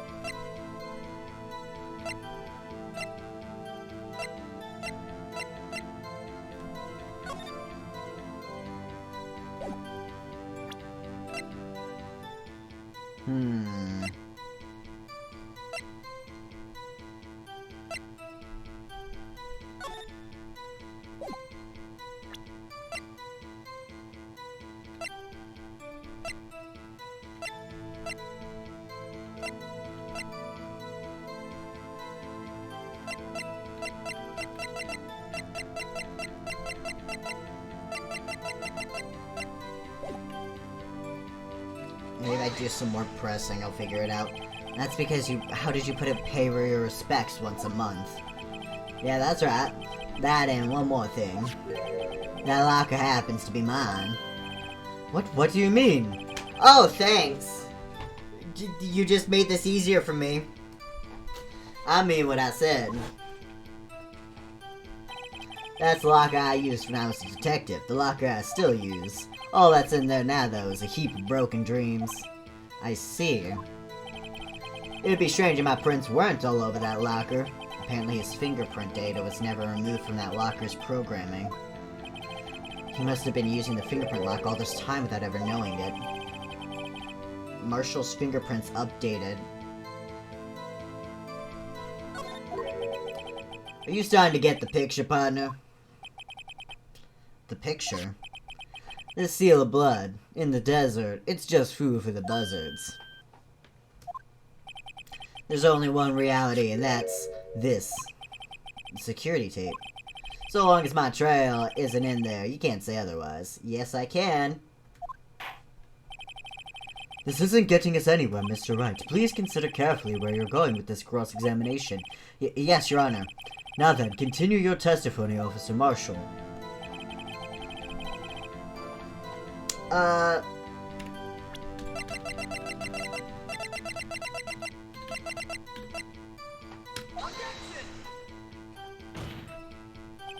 Your Honor, okay.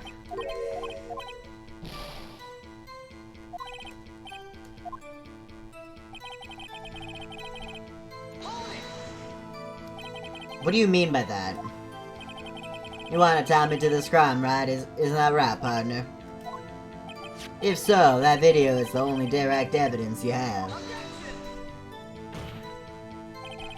But that video is next to useless. It's full of blind spots. Blind spots? Places you can't see. The camera's panning back and forth. The floor isn't shown. If someone was familiar with the camera's position, they could leave the room without being caught on tape. We don't have time for your speculations, Mr. Wright. Well, Mr. Wright, if you can show us evidence in this video that indicates Officer Marshall was present, please do so now. Yes! Oh my god, finally. Very well. Well, allow me to point out your mistake, Officer Marshall. Tread carefully, Mr. Wright, or you might wind up being the one making the mistake. Now then, let's have another look at the video. Show us this incriminating evidence of the witness, Officer Jake Marshall.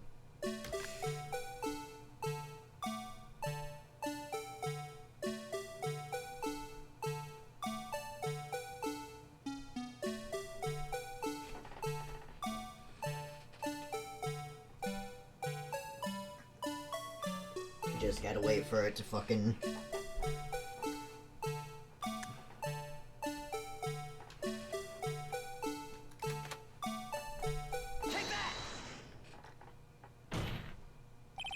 Bringing our attention back to the security camera is a mistake I'm afraid you'll soon not forget, Officer Marshall. The days are short in Texas, so are our tempers. Could you sum up what you have to say in 8 words or less? Very well. You can clearly be seen in this video. Exactly 8 words. Not bad, partner. The key lies in a certain locker shown in the video.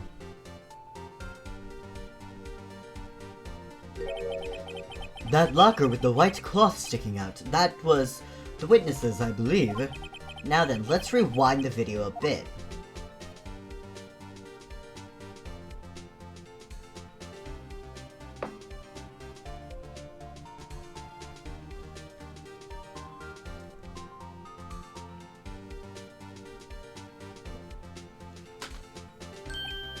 Oh, the white cloth is gone!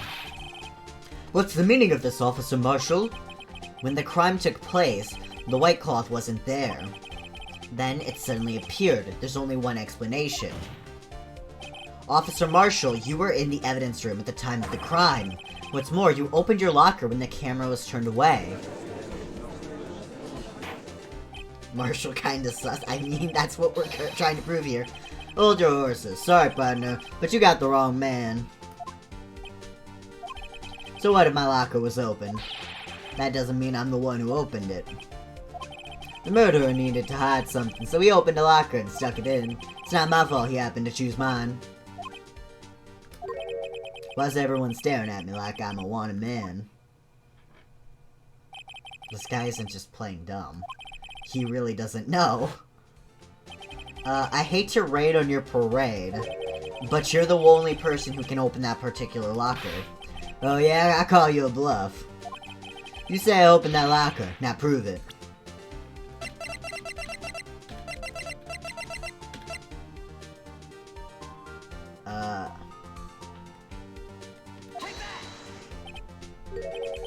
fingerprint sensor. We talked about this earlier today. The lockers can only be opened by the detectives they belong to. What kind of crazy talk is this? Well, Detective Gumshoe did mention something about this. In any case, the locks aren't that obvious. There are even some people on the force that don't know about the fingerprint locks. I'm doing his voice real quick. So, Sheriff, what do you have to say in 8 words or less?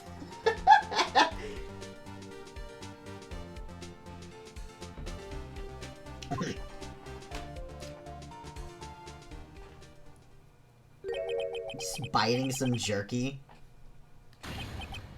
I only got 1 word for you, partner. No!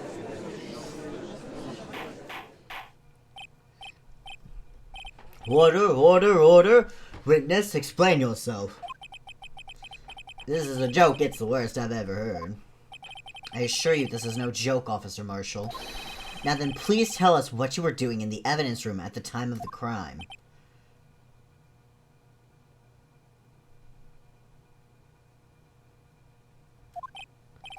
Olay, please answer the question. Was he now a bullfighter? That's alright, Officer Marshall. I believe we can figure the rest out from here. We can? Have a look at these floor plans. There's no place for someone to hide in the evidence room. Yet Officer Meekins didn't see Officer Marshall. If that's so, then where was the witness? It seems Mr. Wright has an answer. That's right.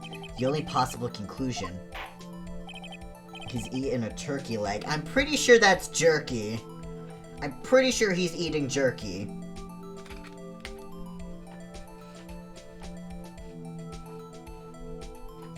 Well then, let's hear it. Where was Officer Marshall at the time of the crime?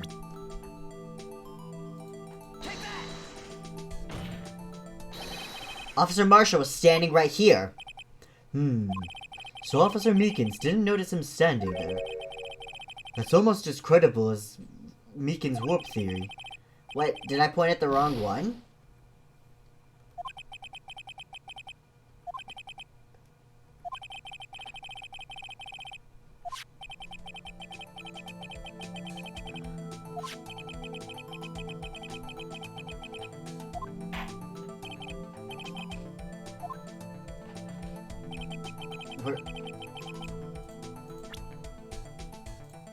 Dad?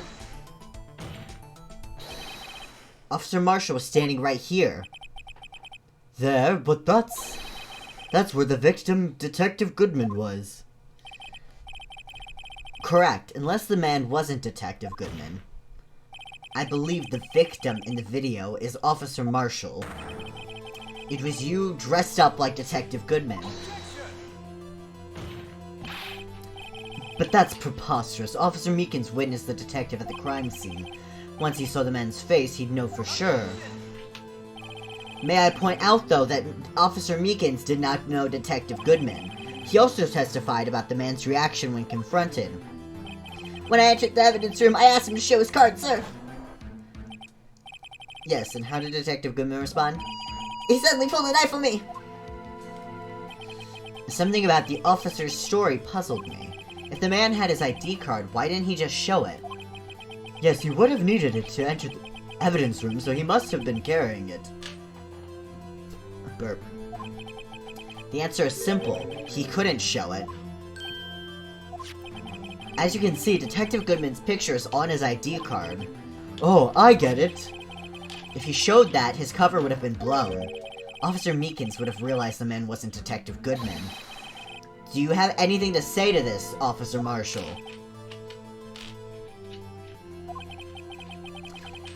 You've got quite an imagination, partner. We got a term for that. It's called circumstantial evidence. Circumstantial evidence? He's still denying it. You're gonna have to do better than that to break a detective. Unless you have hard evidence proving I'm dressed up as the victim. I can't say I particularly care for your uncooperative disposition. I can't say I care for your beard, but you don't see me complaining. Well, Mr. Wright, do you have any evidence proving beyond a shadow of a doubt that Officer Marshall dressed up as the victim. Well, who am I kidding? I don't have anything like that. I can see the fear in your eyes, partner. Seems you're the one who couldn't take the desert heat. This can't be happening. It's so obvious he's the one. What can I do? It looks like your lack of experience has finally been exposed. I'll pass on to you what someone told me when I was just starting out. When you've run into a wall with no place to go, return to the basics. The basics? For me, that would be what Mia used to tell me. Phoenix, try thinking outside of the box. I shouldn't look for proof that Officer Marshall was in disguise. But rather, I should look for evidence that came about because he was in disguise. Why do you think this locker was open in the first place? What do you mean? There's no reason for Officer Marshall to open his locker at the time of the crime. Yet he did, despite the chance it might be discovered later, as it has been. Which means he didn't originally plan to open his locker. According to the defense's argument, Officer Jake Marshall dressed up as Detective Goodman at the time of the crime. Then, after the crime was committed, he opened his own locker for some unknown reason. The fact that a white cloth is sticking out of the locker seems to indicate that he opened it in order to put the cloth inside. So, just what exactly is this piece of cloth? Perhaps the video is the key to all our unanswered questions. I don't have any evidence, so this video is my only shot. Very well, let's take yet another look at the security tape. After committing the crime, the witness opened the locker to put away the white cloth. And I will save.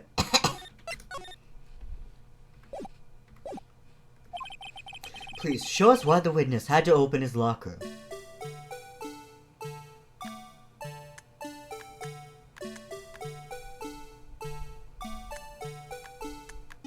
My guess is the white cloth is the trench coat. Because there's like a bloody handprint on the trench coat.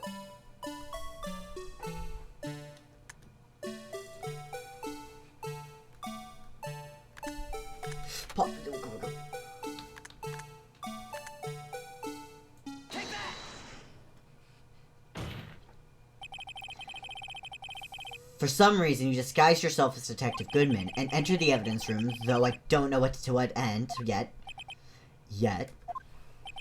However, something unexpected happened. Officer Meekins barged in on you. When asked to show your ID card, you pulled a knife on him. However, Officer Meekins panicked, and the white coat you were wearing was soiled with blood. A bloody white coat? You couldn't just walk out like that. So you hid the coat in your locker. Not bad, partner. It's not a handkerchief or something, it's a coat. Yeah, I figured it was a coat. Now then, Officer Marshall, are you ready to tell us the truth? Looks like I underestimated y'all. I hope you're happy now, Mr. Edgeworth. 2 years ago, if you were only half as persistent then as you are today, we all wouldn't have to be here now, would we?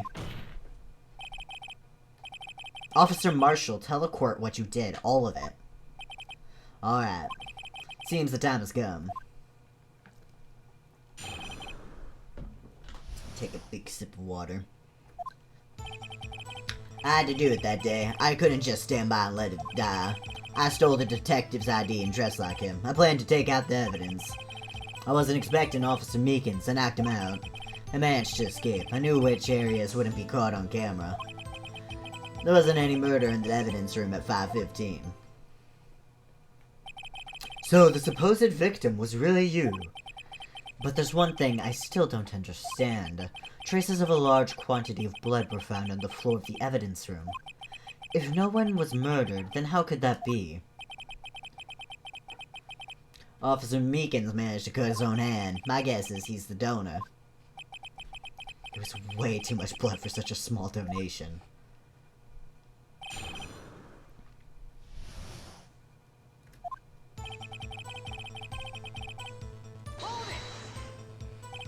When you say it, you mean... Do you even have to ask, partner? The SL9 incident. 2 years have passed since that case was closed. It was going to completely end with the transferal that day. Not if I have anything to do with it. That incident's not over. I mean, all of his left hand is kind of bandaged. Yeah. But what did you hope to accomplish by sneaking into the evidence room? When a case is closed, only the case's lead detective can look through the evidence. I wanted to have a look at it myself one more time. No matter what the cost. I don't care what anyone says, partner. That case is mine. But Officer Marshall wasn't in charge of that investigation. Why does he care so much about it? That day was my last chance, that's why. It's probably because one of his family members died, considering one of the victims has the same last name as him.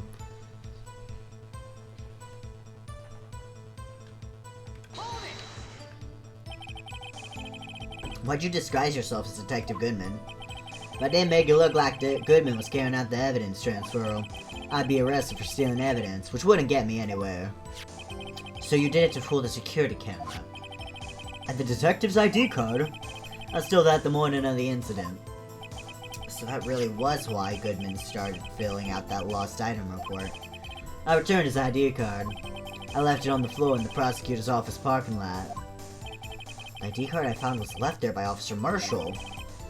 So, essentially, you managed to succeed despite your lack of foresight. What do you mean, partner? I mean the fingerprint-activated lock, of course. No matter how well you disguise yourself, you can't change your fingerprints.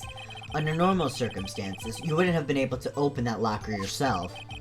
But he could because the rubber glove just happened to get stuck in the door. That means Detective Goodman must have opened the locker before Officer Marshall.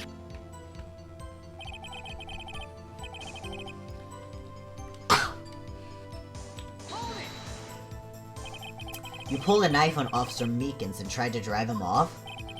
Let's just say I was a little surprised. I only planned on being in the evidence room for no more than 5 minutes. I didn't think anyone would actually come in during that short time.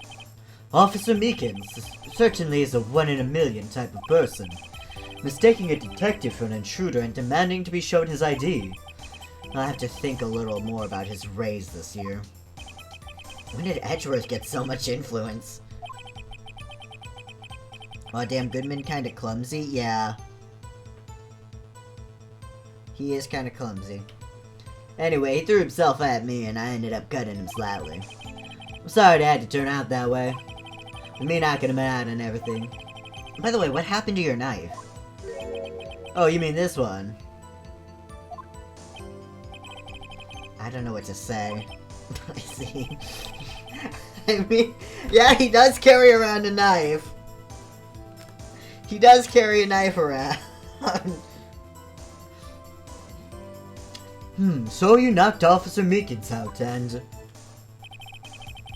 I managed to escape. Yeah.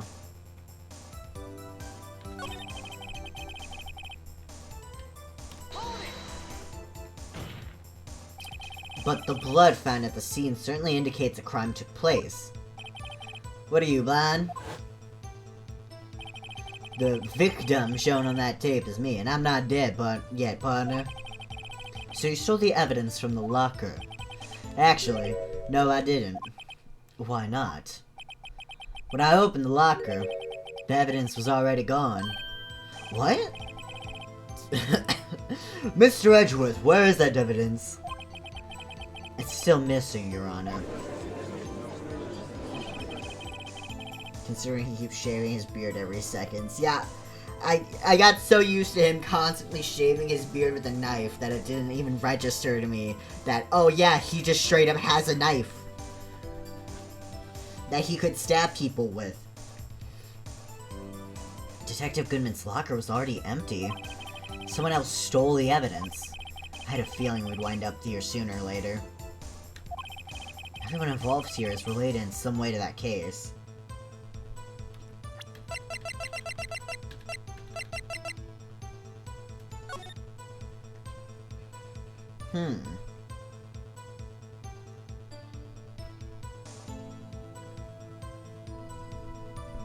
We still don't know who the All Sevens is.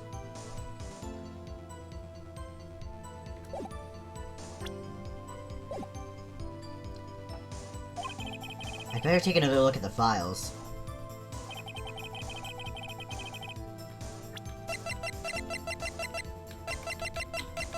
I mean, I did, but... Joe Dark, sentenced death. Yep, Neil Marshall, that's probably his brother. Someone fucking stole the evidence.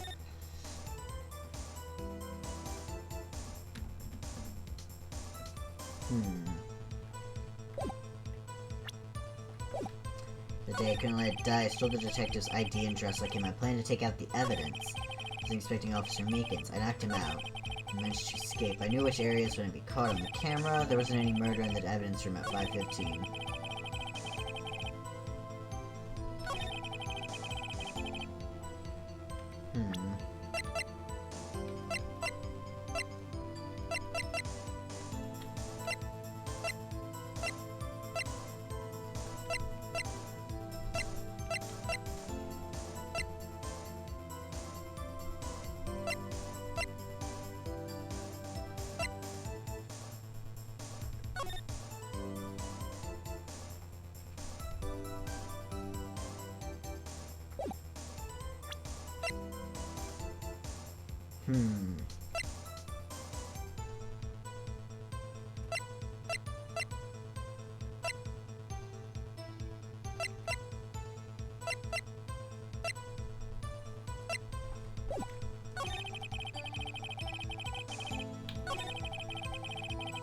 I'm gonna read press here because I've already forgotten what was said. But the blood found at the scene certainly indicates a crime took place. What are you, blind? The victim shown on that tape is me and I'm not dead yet, partner. So you stole the evidence from the locker. Actually, no I didn't. Why not? When I opened the locker, the evidence was already gone. What?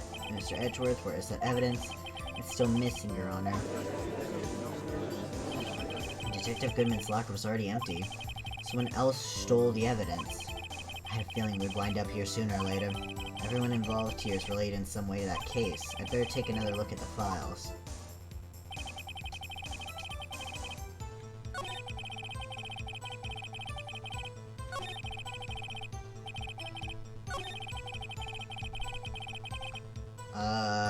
Maybe I'll also press here. So you did your research beforehand. Those who go into the desert unprepared don't live long, partner.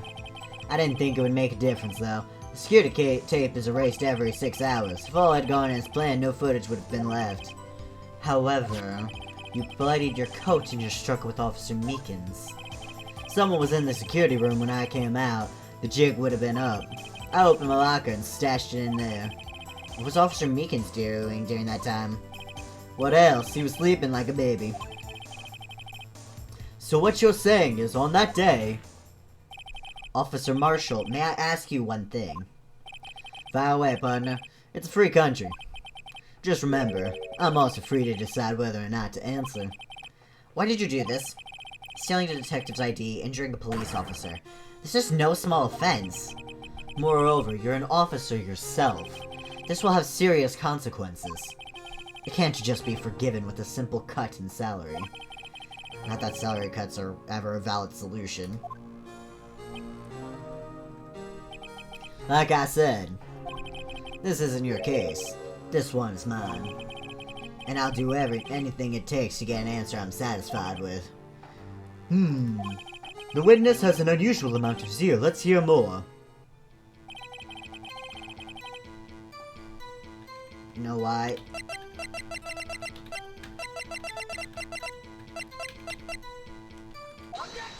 Yeah, you have a family member. Officer Marshall, I think I understand. I think I know why you care so much about the SL9 incident. Sounds like you've been sipping too much cactus juice, partner. I have the SL9 incident file here. The name Marshall is mentioned in here. In a list of murder victims. Neil Marshall. Are you related to this man? Neil Marshall? Yeah, I'm sure you've heard of the name. 2 years ago. He received the same lousy prosecutor award you got. What? A prosecutor? Must be talking about the King of Prosecutors award. Now I remember. Prosecutor Neil Marshall. He handled the SL9 case before I did. That's right. He was killed. And the case fell into your hands. But what's his relation to you? Oh, I wonder. He was my brother. He was investigating the murders with Damon Gant, the deputy chief of police. The group of detectives I was part of worked under them. We were desperate to prosecute the killer. Joe Dark. My brother fought Joe Dark and was killed. That was the first time Dark left behind any evidence. That was all we needed. He was arraigned and incarcerated. The case was finally closed. At least, according to the public records. What do you mean? My brother couldn't have been killed by Joe Dark. I knew my brother better than anyone. No one could have beaten him in a fight. And that's it. That's your reason for this your insane actions. There's more to my brother's death than what the records say. No matter how much you try to hide it, you can't fool me. Well, at least one thing's for certain. Now we know what happened at the police department on the day of the crime. That was the last day the SL9 case could be reopened. Not satisfied with its resolution, Officer Marshall planned to steal the evidence. Disguising himself as Detective Goodman, he entered the evidence room. Officer Meekins confronted him, so he rendered him unconscious and fled. Yes, this mystery has finally been cleared up. No murder took place at the police department that day. The things that happen by chance never cease to amaze. At exactly the same time as the murder at the prosecutor's office, this fake murder was going on at the police department. Chance? It's gotta be more than just that. So, if no one was murdered at the police department on the day of the crime, that means the murder in the prosecutor's office parking lot was the real one. Which in turn means only one person could have committed the crime. Chief Prosecutor Lana Skye. But wait, a verdict wasn't reached in yesterday's trial. Which is why we examined the incident at the police department yet today. But there's only one reason the defendant was not convicted yesterday. There yet remained the mystery of the simultaneous murder at the police department. Seems to me, this boy's got the draw on you, partner. All of the mysteries of the police department have been resolved, no doubt about it. Our sole murder took place at the prosecutor's office. The only suspect is Lana Skye. And the testimony of one Miss Angel Starr is completely incontestable. No, it isn't. No, it isn't. If you have a response, make it a single word or less. Ah! I rest my case. It seems this trial has reached its conclusion. There's no room for doubt. Well done, Mr. Wright. Thanks to you, I didn't need to waste my time disproving the alleged murder at the police department. There's no doubt what I proved today is true. The apparent murder on the security camera's tape really was fake, but I didn't realize that would end up proving Lana guilty. Now then, the time for the verdict has arrived. This court finds the defendant...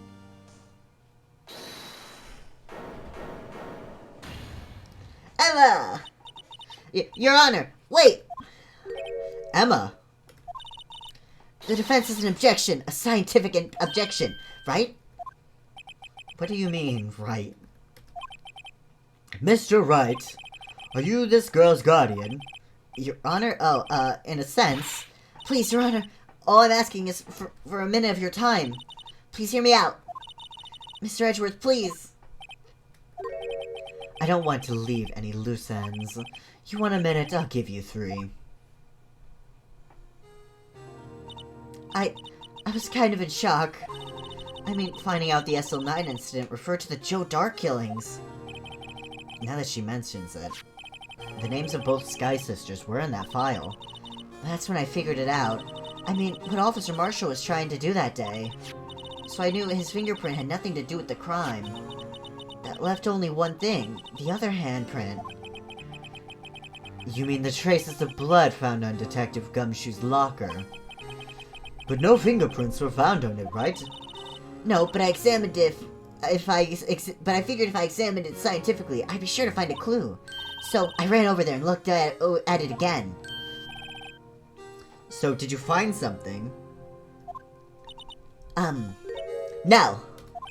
Huh? Sorry, I guess I'm not much of a scientific investigator after all. Is that all? Please don't be mad, I'm just a high school student. And I'm just an attorney. But Mr. Wright, those traces of blood are the only clue we have. If we can't find something wrong with them... Please, Mr. Wright, you're a professional. If anyone can save Lana, it's you. Me? Oh boy. Time's up. Now then, Mr. Wright. With regard to the incident at the police department, does any reasonable doubt remain? It appears the defense is troubled by the other blood mark. Looking at the floor plans, a handprint was discovered around here. Is there a problem with this? Mr. Wright, I'm sorry, I can't be of any more use. But still, if you can't find anything wrong with that blood mark, Lana will be... Please answer my question, Mr. Wright. We don't have all day. Yes, Your Honor. If ever I've needed it to concentrate, it's now. What could be wrong with that handprint on Detective Gumshoe's locker? Could there be something I'm missing? Yes! Oh, there is! Oh!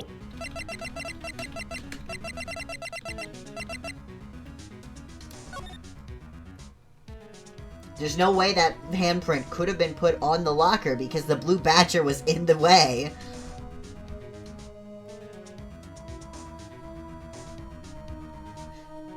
Like, he'd have to move the blue badger, put his handprint there, and then move the blue badger back to put a handprint there.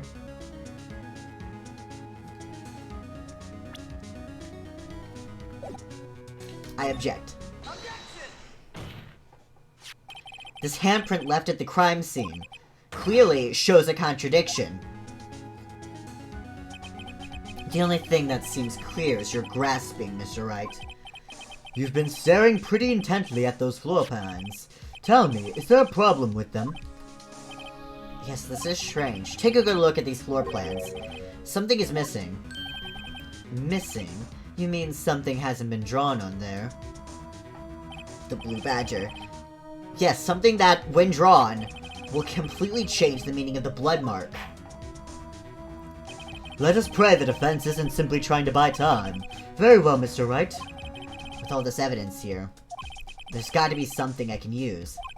The question is, which item can prove something is missing in the floor plans? Is it this one? What about that piece of plywood? The blue badger, mascot of the police force, defender of truth, guardian of proof. Explain yourself, Sorry, that's a sentence. Explain yourself, Mr. Wright. Please, look at the floor plans of the crime scene. The blue badger is not here. So, watch what happens when we put him in. This is where he was dancing at the time of the crime. Well, what? That's right. So long as the blue badger is dancing here, it would be impossible to place a handprint at this spot on the locker. What? Is that why that's an evidence? Yeah, I think it is. So that means, just exactly what does that mean? It means it can't be done. What are you saying? Blood traces were undeniably found on that locker. Don't look at me, I didn't put it there. Mr. Wright, think it through scientifically. Emma, on that afternoon, Officer Meekins was the one who brought the blue badger to the evidence room, right? After he put it down, it would be impossible to leave a handprint on that locker. So that means this blood mark was left there before the Blue Badger was brought in. Just one moment, I will not allow such far-fetched balderdash in my courtroom. It may sound far-fetched, Your Honor, but it's the only possible explanation. On February 21st, in the police department's evidence room, blood was spilled not once, but twice. But how? One time was captured on this tape, taken by the security camera. Officer Meekins cut his hand from which a trivial amount of blood fell. The problem is, the other time.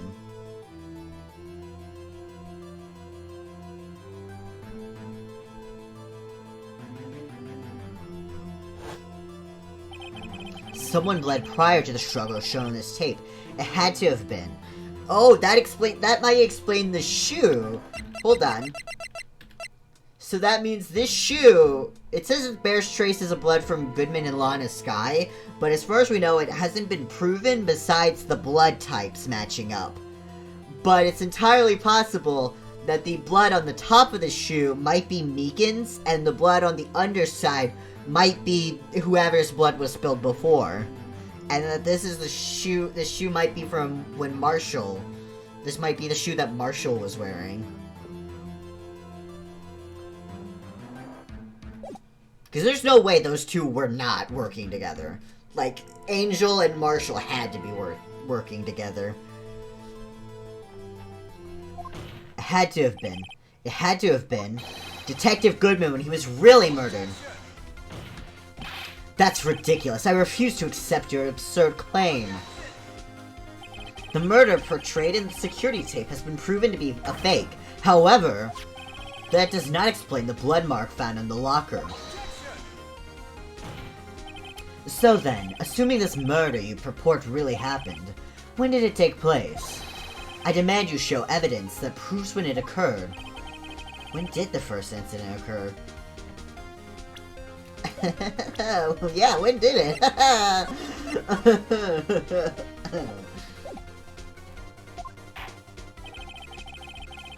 To summarize, the defense claims that prior to Officer Meekins being cut by Jake Marshall, who was posing as Detective Goodman, another incident took place in that evidence room. That's right. The blood mark on the locker proves this. Very well, then, tell us. When did this first incident occur? As Mr. Edgeworth said, proof must be presented. What do I have? Entered at 5:12. Died within an hour and a half of 4 p.m.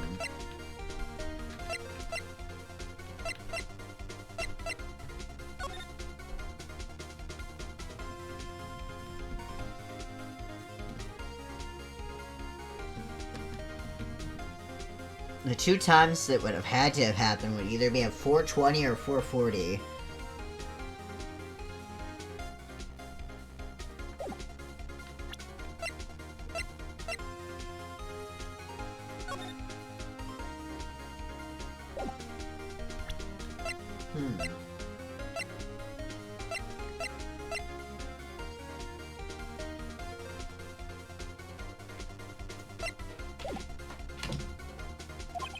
Proof that shows when the murder took place.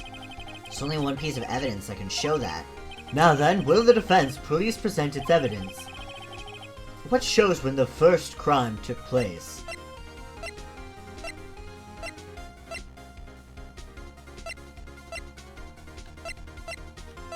My guess is this? If the crime took place inside the evidence room, then the killer would have had to enter it. And in order to do so, an ID card would have been required. An ID card? Oh! The ID card record! Officer Meekins brought the Blue Badger panel into the evidence room at, let's see here, 4:50 p.m. If the crime took place before that time, then it would be 4:40 p.m.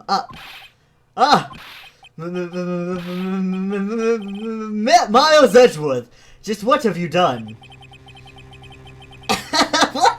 Hold on, we don't know for sure. I never would have figured you had the nerve, boy.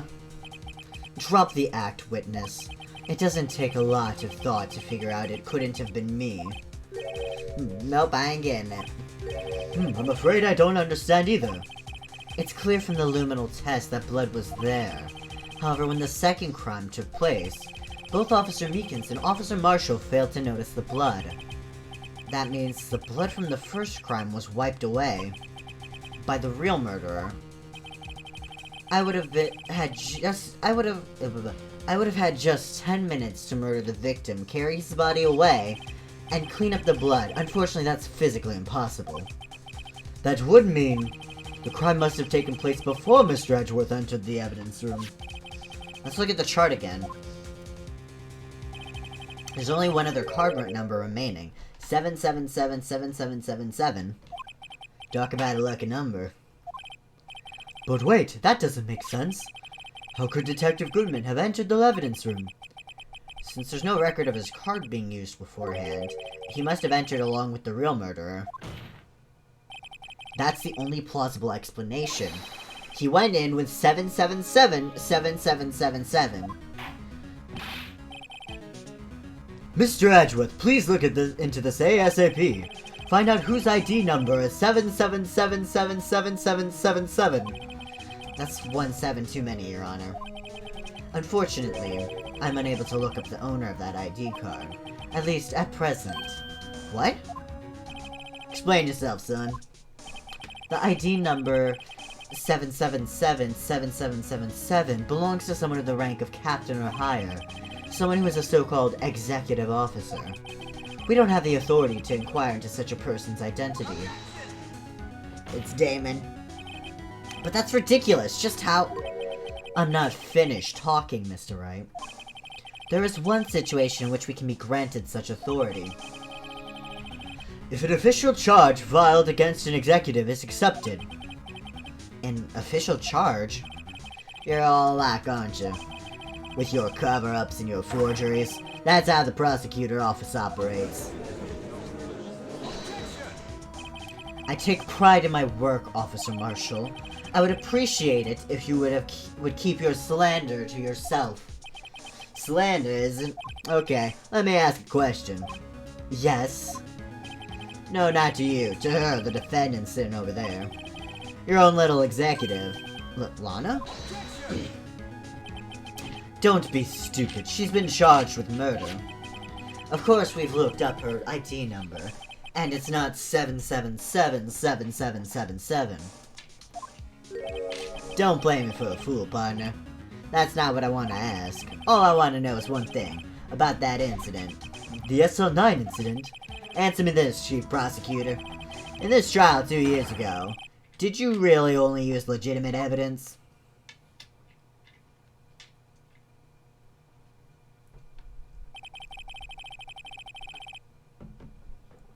Do you need the witness to repeat his question, Chief Prosecutor? I heard him fine, Mr. Edgeworth. 2 years ago, I was in charge of the prosecution for that trial. At the time, occasionally, we felt the powerlessness of the law. At least, I did. Lana, I became a prosecutor in order to suppress crime with the law. But before I realized it, we were the ones being suppressed by the law. Defendant, just what are you saying? I'll ask you again, Chief Prosecutor. During that trial 2 years ago, did you really present all the evidence in court? Can you look me, an investigator, in that crime in the eye and say that you did?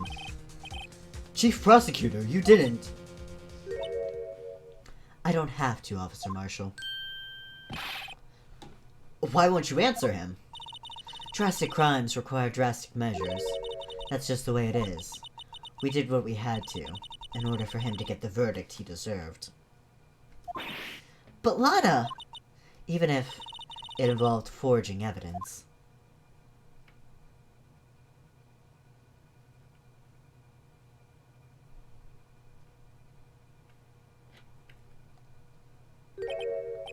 See, that's what I'm talking about. No. No! Order, order, order! Lana's remarks caused such a stir.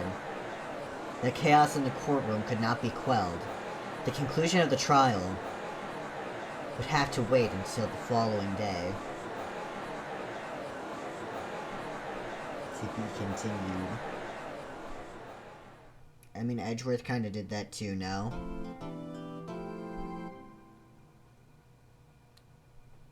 Did he?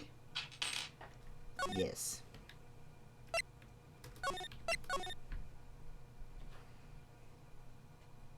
Also, did we miss the line?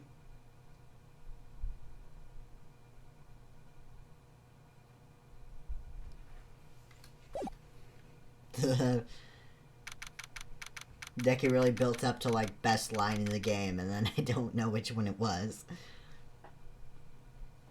February 24th, 3:12 p.m., Wright and Co-Law offices. No, he said it and you didn't find it funny. What line was it? Was it the spaghetti one?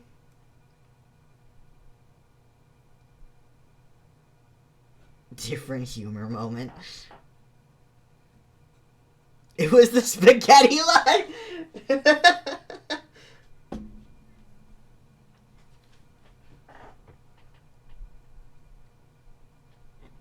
I mean, I guess he's known for it, but maybe just baseless rumor. Ryan Kovalovs. I'm so sorry, Mr. Wright. I'm sorry for what my sister said. Drastic crimes require drastic measures. That's just the way it is. We did what we had to, in order for him to get the verdict he deserved. I didn't know. I never knew that the SL9 incident was just another name for the Joe Dark killings. Sounds like everyone's heard about these killings but me. In a court of fucking law, they ask you where you were. He just says I was eating spaghetti. Not gonna lie, I didn't hear that line. That's why I'm so confused when you talk about spaghetti. Because he read it so fast. I can't help that how faster when I read. I don't want a Dark convicted so bad. That's why she used me. That's why she used what happened to me. What do you mean, what happened to you? It's all there in the file. Joe Dark's last victim was Prosecutor Neil Marshall. When he murdered Officer Marshall's brother, he left behind an incriminating piece of evidence. But what did you have to do with those killings, Emma? On the night Prosecutor Neil Marshall was murdered, Joe Dark tried to kill me. What? He tried to kill you? Officer Marshall's brother, Neil, was only trying to save me. So that means you... Yes. I was a witness in the Joe Dark trial. I didn't see that one coming. It happened 2 years ago. It was right about this time of the year, too. There was a terrible thunderstorm that day, unusual for the season. I was alone in my sister's office. We were planning to eat dinner together once she finished her work. Then suddenly, this terrifying man came bursting into the office. Joe Dark. It seemed like he was running from someone. He pulled out a knife and screamed at me. I didn't know what was going on. Just then, Prosecutor Marshall showed up. Jake Marshall's brother. Joe Dark tried to take me hostage. But before he could, Mr. Marshall tackled him. Then... what happened? I'll never forget it. Lightning struck and the lights went out. Suddenly, a bolt of lightning flashed outside the window, lighting up the office for an instant. What I saw then burned a permanent picture in my mind. I can still see it now. Permanent picture? I don't remember the moment when Dark stabbed Mr. Marshall. So you weren't able to testify about that? No, I was only asked about when I was attacked. That must be why she made up the crime. Made it up? You mean provided bogus evidence? The prosecutor's office wanted that guilty verdict so badly. Lana forged the evidence and Mr. Edgeworth used it. Edgeworth? Yes, but I'm sure he didn't know anything about it. He couldn't have known he was being given false evidence. Even so, that's when it all started. The rumors about Mr. Edgeworth, I mean. It's all my fault. If I could have just testified properly, none of this would have happened. So it's true, even though he may not have known it. Edgeworth really was involved in falsifying evidence. After that case ended, Lana was never the same. She became cold like she is today. She must not have been able to face up to what she did, especially not to Emma. What did you see in the instant that crime occurred? Dark knocked down Mr. Marshall and raised his knife. Neil Marshall was stabbed right in the front of this poor girl. I don't remember what happened after that. Apparently I passed out. When I came to, Lana was cradling me in her arms. Poor Emma, you've been through so much.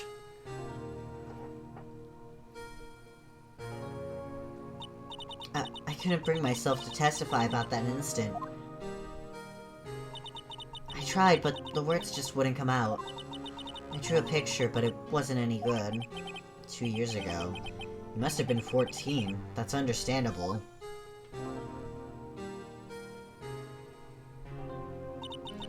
Once it was all over, I made up my mind. I decided that when I grew up I'd become a scientific investigator. I want to be able to fight crime with my testimonies. And find the evidence to make an airtight case. That way, Lana would never have to forge any. I see. I think I'm finally starting to understand what makes Emma tick. But there's still something that bothers me about that crime. There's something that's puzzling me, Emma. What is it? You said you were in Lana's office at that time, right? That's right. Why then would a serial killer come running in there? Not only that, but he was being chased by a prosecutor? Oh, there's no mystery there. Joe Dark had been taken in for questioning that day. Taken in for questioning? You mean by the police? Of course, this happened at the police department. He tried to run away halfway through the interview and fled into my sister's office.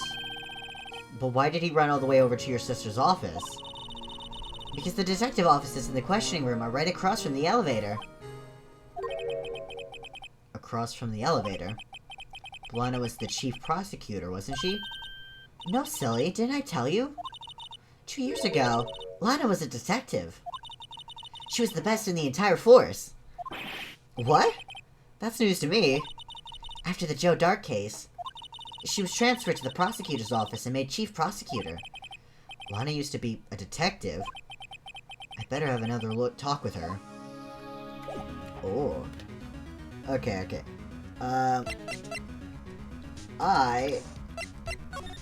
Yeah, I think I'm gonna call it here for now.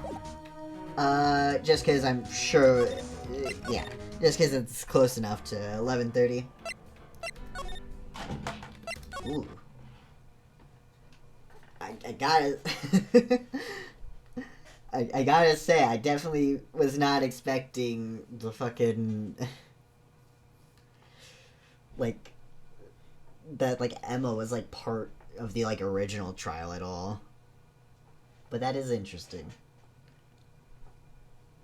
Anyways, thank you all for coming. Thank you for coming to my stream. Yeah, this is where I'm gonna end it for now. Have a good.